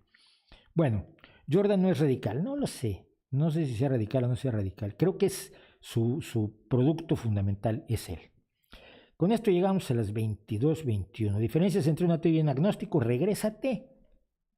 Y regrésate y, y en algún punto, luego además voy a poner más o menos los segmentos de lo que hemos hablado, pero ya lo tocamos. Eres un woke, soy lo más anti-woke que te puedas echar a la cara. El hecho de que no me guste Jordan Peterson no me convierte en nada. Es decir, no puedes utilizar un elemento de juicio tal para acusarme de pertenecer a uno de los grupos más irracionales de la actualidad, que además han trastocado, distorsionado, abaratado los conceptos más fundamentales del progresismo, como es el combate al racismo, el combate al sexismo, la búsqueda de la justicia social, la lucha contra el hambre, la lucha contra la pobreza. Todo eso lo ha desvirtuado los conceptos woke. El posmodernismo populista ridículo. ¿Y me vas a acusar de woke porque no me gusta Jordan Peterson? ¡Joder! ¡Joder! ¿Se pueden cambiar las ideas que tiene una persona que sigue? Sí, se puede. No es fácil. Yo creo que en la mayoría de los casos no se puede, pero hay casos en los que sí. ¿Puede contar eso de su adopción? No puedo porque no lo tengo claro. En mi familia siempre se habló que mi padre me había dado el apellido y yo dije, pues, vale, puede que sí, porque no me da exactamente igual. Una vez que me hice el estudio genético, resultaba que era yo 75% español, 14% indígena mesoamericano y algunos porcentajes ahí de italiano y galés, y pues, pedacería que le sale a todo el mundo, pues descubrí que no tenía yo nada digamos, de la etnia askenazi, y entonces descubrí que pues no, efectivamente mi padre, y luego lo averigué a través de parientes y tal, que sí, efectivamente, pero no tengo ningún interés tampoco en averiguar quién era mi padre fue el que lo fue y hizo su trabajo como lo hizo bien o mal y se lo agradezco y punto, no lo voy a negar. Ni todo judío es sionista, ni todo sionista es judío. Claro, ya lo sé, yo no soy ni judío ni sionista, o sea que bien. ¿Cree que acabe la autocracia en Irán pronto? No lo sé, no tengo idea. Bueno, gracias Isabel, sí, soy lo que quieras. Y la Coca-Cola, ay, gracias. Gracias, Alejandro, muchas gracias. Me recuerdas que me tomo. Es que hablo y no llego absolutamente a nada y no me tomo mi Coca-Cola.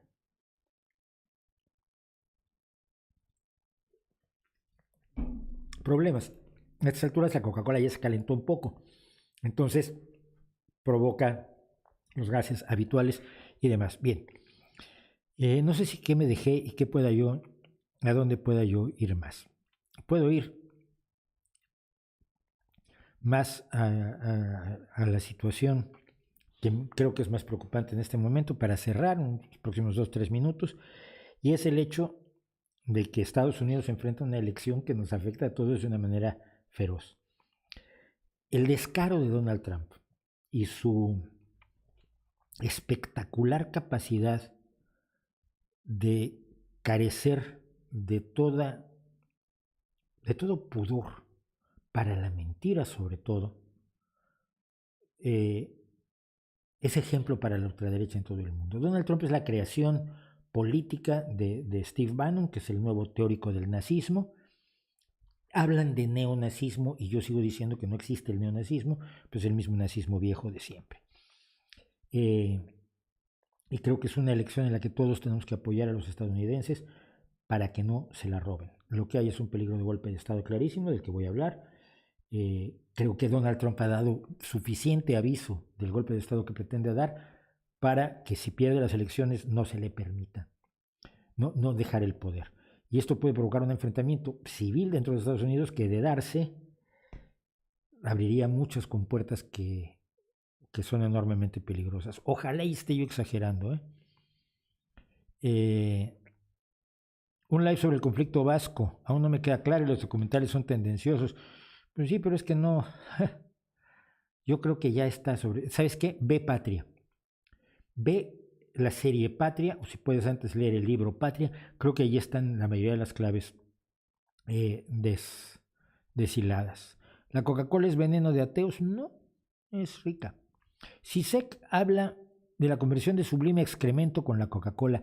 Sí, pero Sisek dice lo que sea para hacer pose.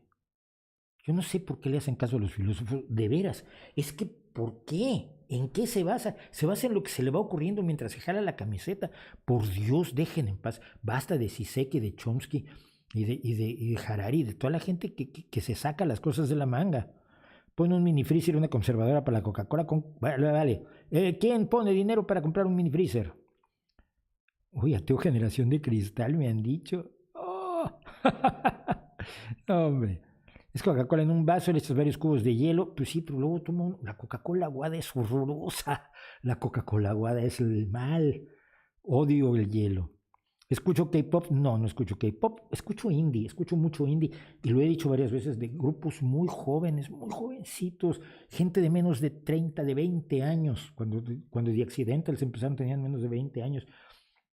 Me encanta, oigo mucho folk, oigo mucho rock de raíces, porque ahí se están escribiendo letras que no se están escribiendo ni en el K-pop, ni en el reggaetón, ni en el hip hop, ni en muchas simulaciones rockeras que hay ahora. De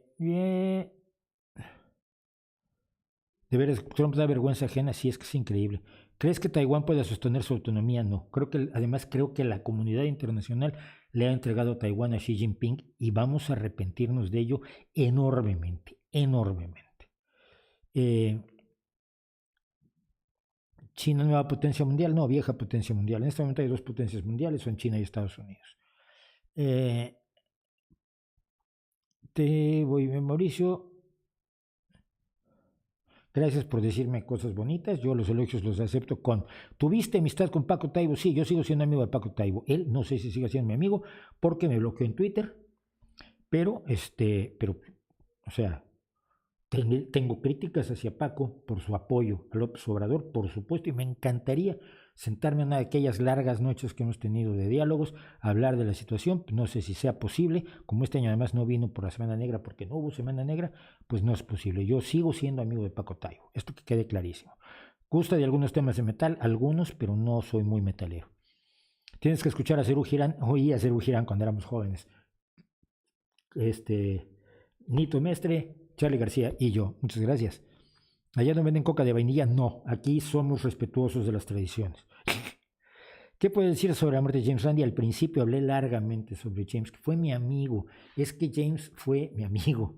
Y no cercano, no estrecho, pero gente que nos reconocíamos y cuando nos encontrábamos disfrutábamos mucho uno con otro.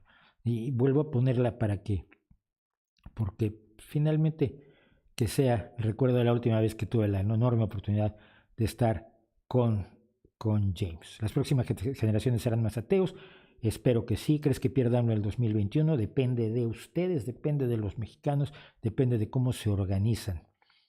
La crisis económica de la pandemia no sé cómo va a ser, nadie lo sabe. Y hasta aquí lo dejo. Chicos, son 2 horas y media de streaming. Me parece que son ustedes unos capos, son ustedes unos jefes y son ustedes unos locos de estar 2 horas y media con alguien que echa el rollo como lo he hecho yo, que tengo más rollo que una persiana.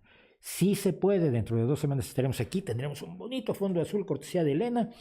Bueno, la idea cortesía de Elena, lo vamos a pintar este fin de semana y todo eso. Muchas gracias por estar por aquí, muchas gracias por hablar conmigo de Dios y de otras cosas y nos vemos en el próximo streaming y nos vemos en los vídeos. Ya, si no les gustan, ya saben, recomiéndeselos a sus enemigos, pero necesitamos más suscriptores, necesitamos más apoyo en Patreon, en GoFundMe, en PayPal, como sea, para poder salir adelante. Si tienen ideas también para comercializar algo, porque yo no vendo más que mi rollo y a veces camisetas, pues se agradecerá. Y ya, aquí lo dejamos.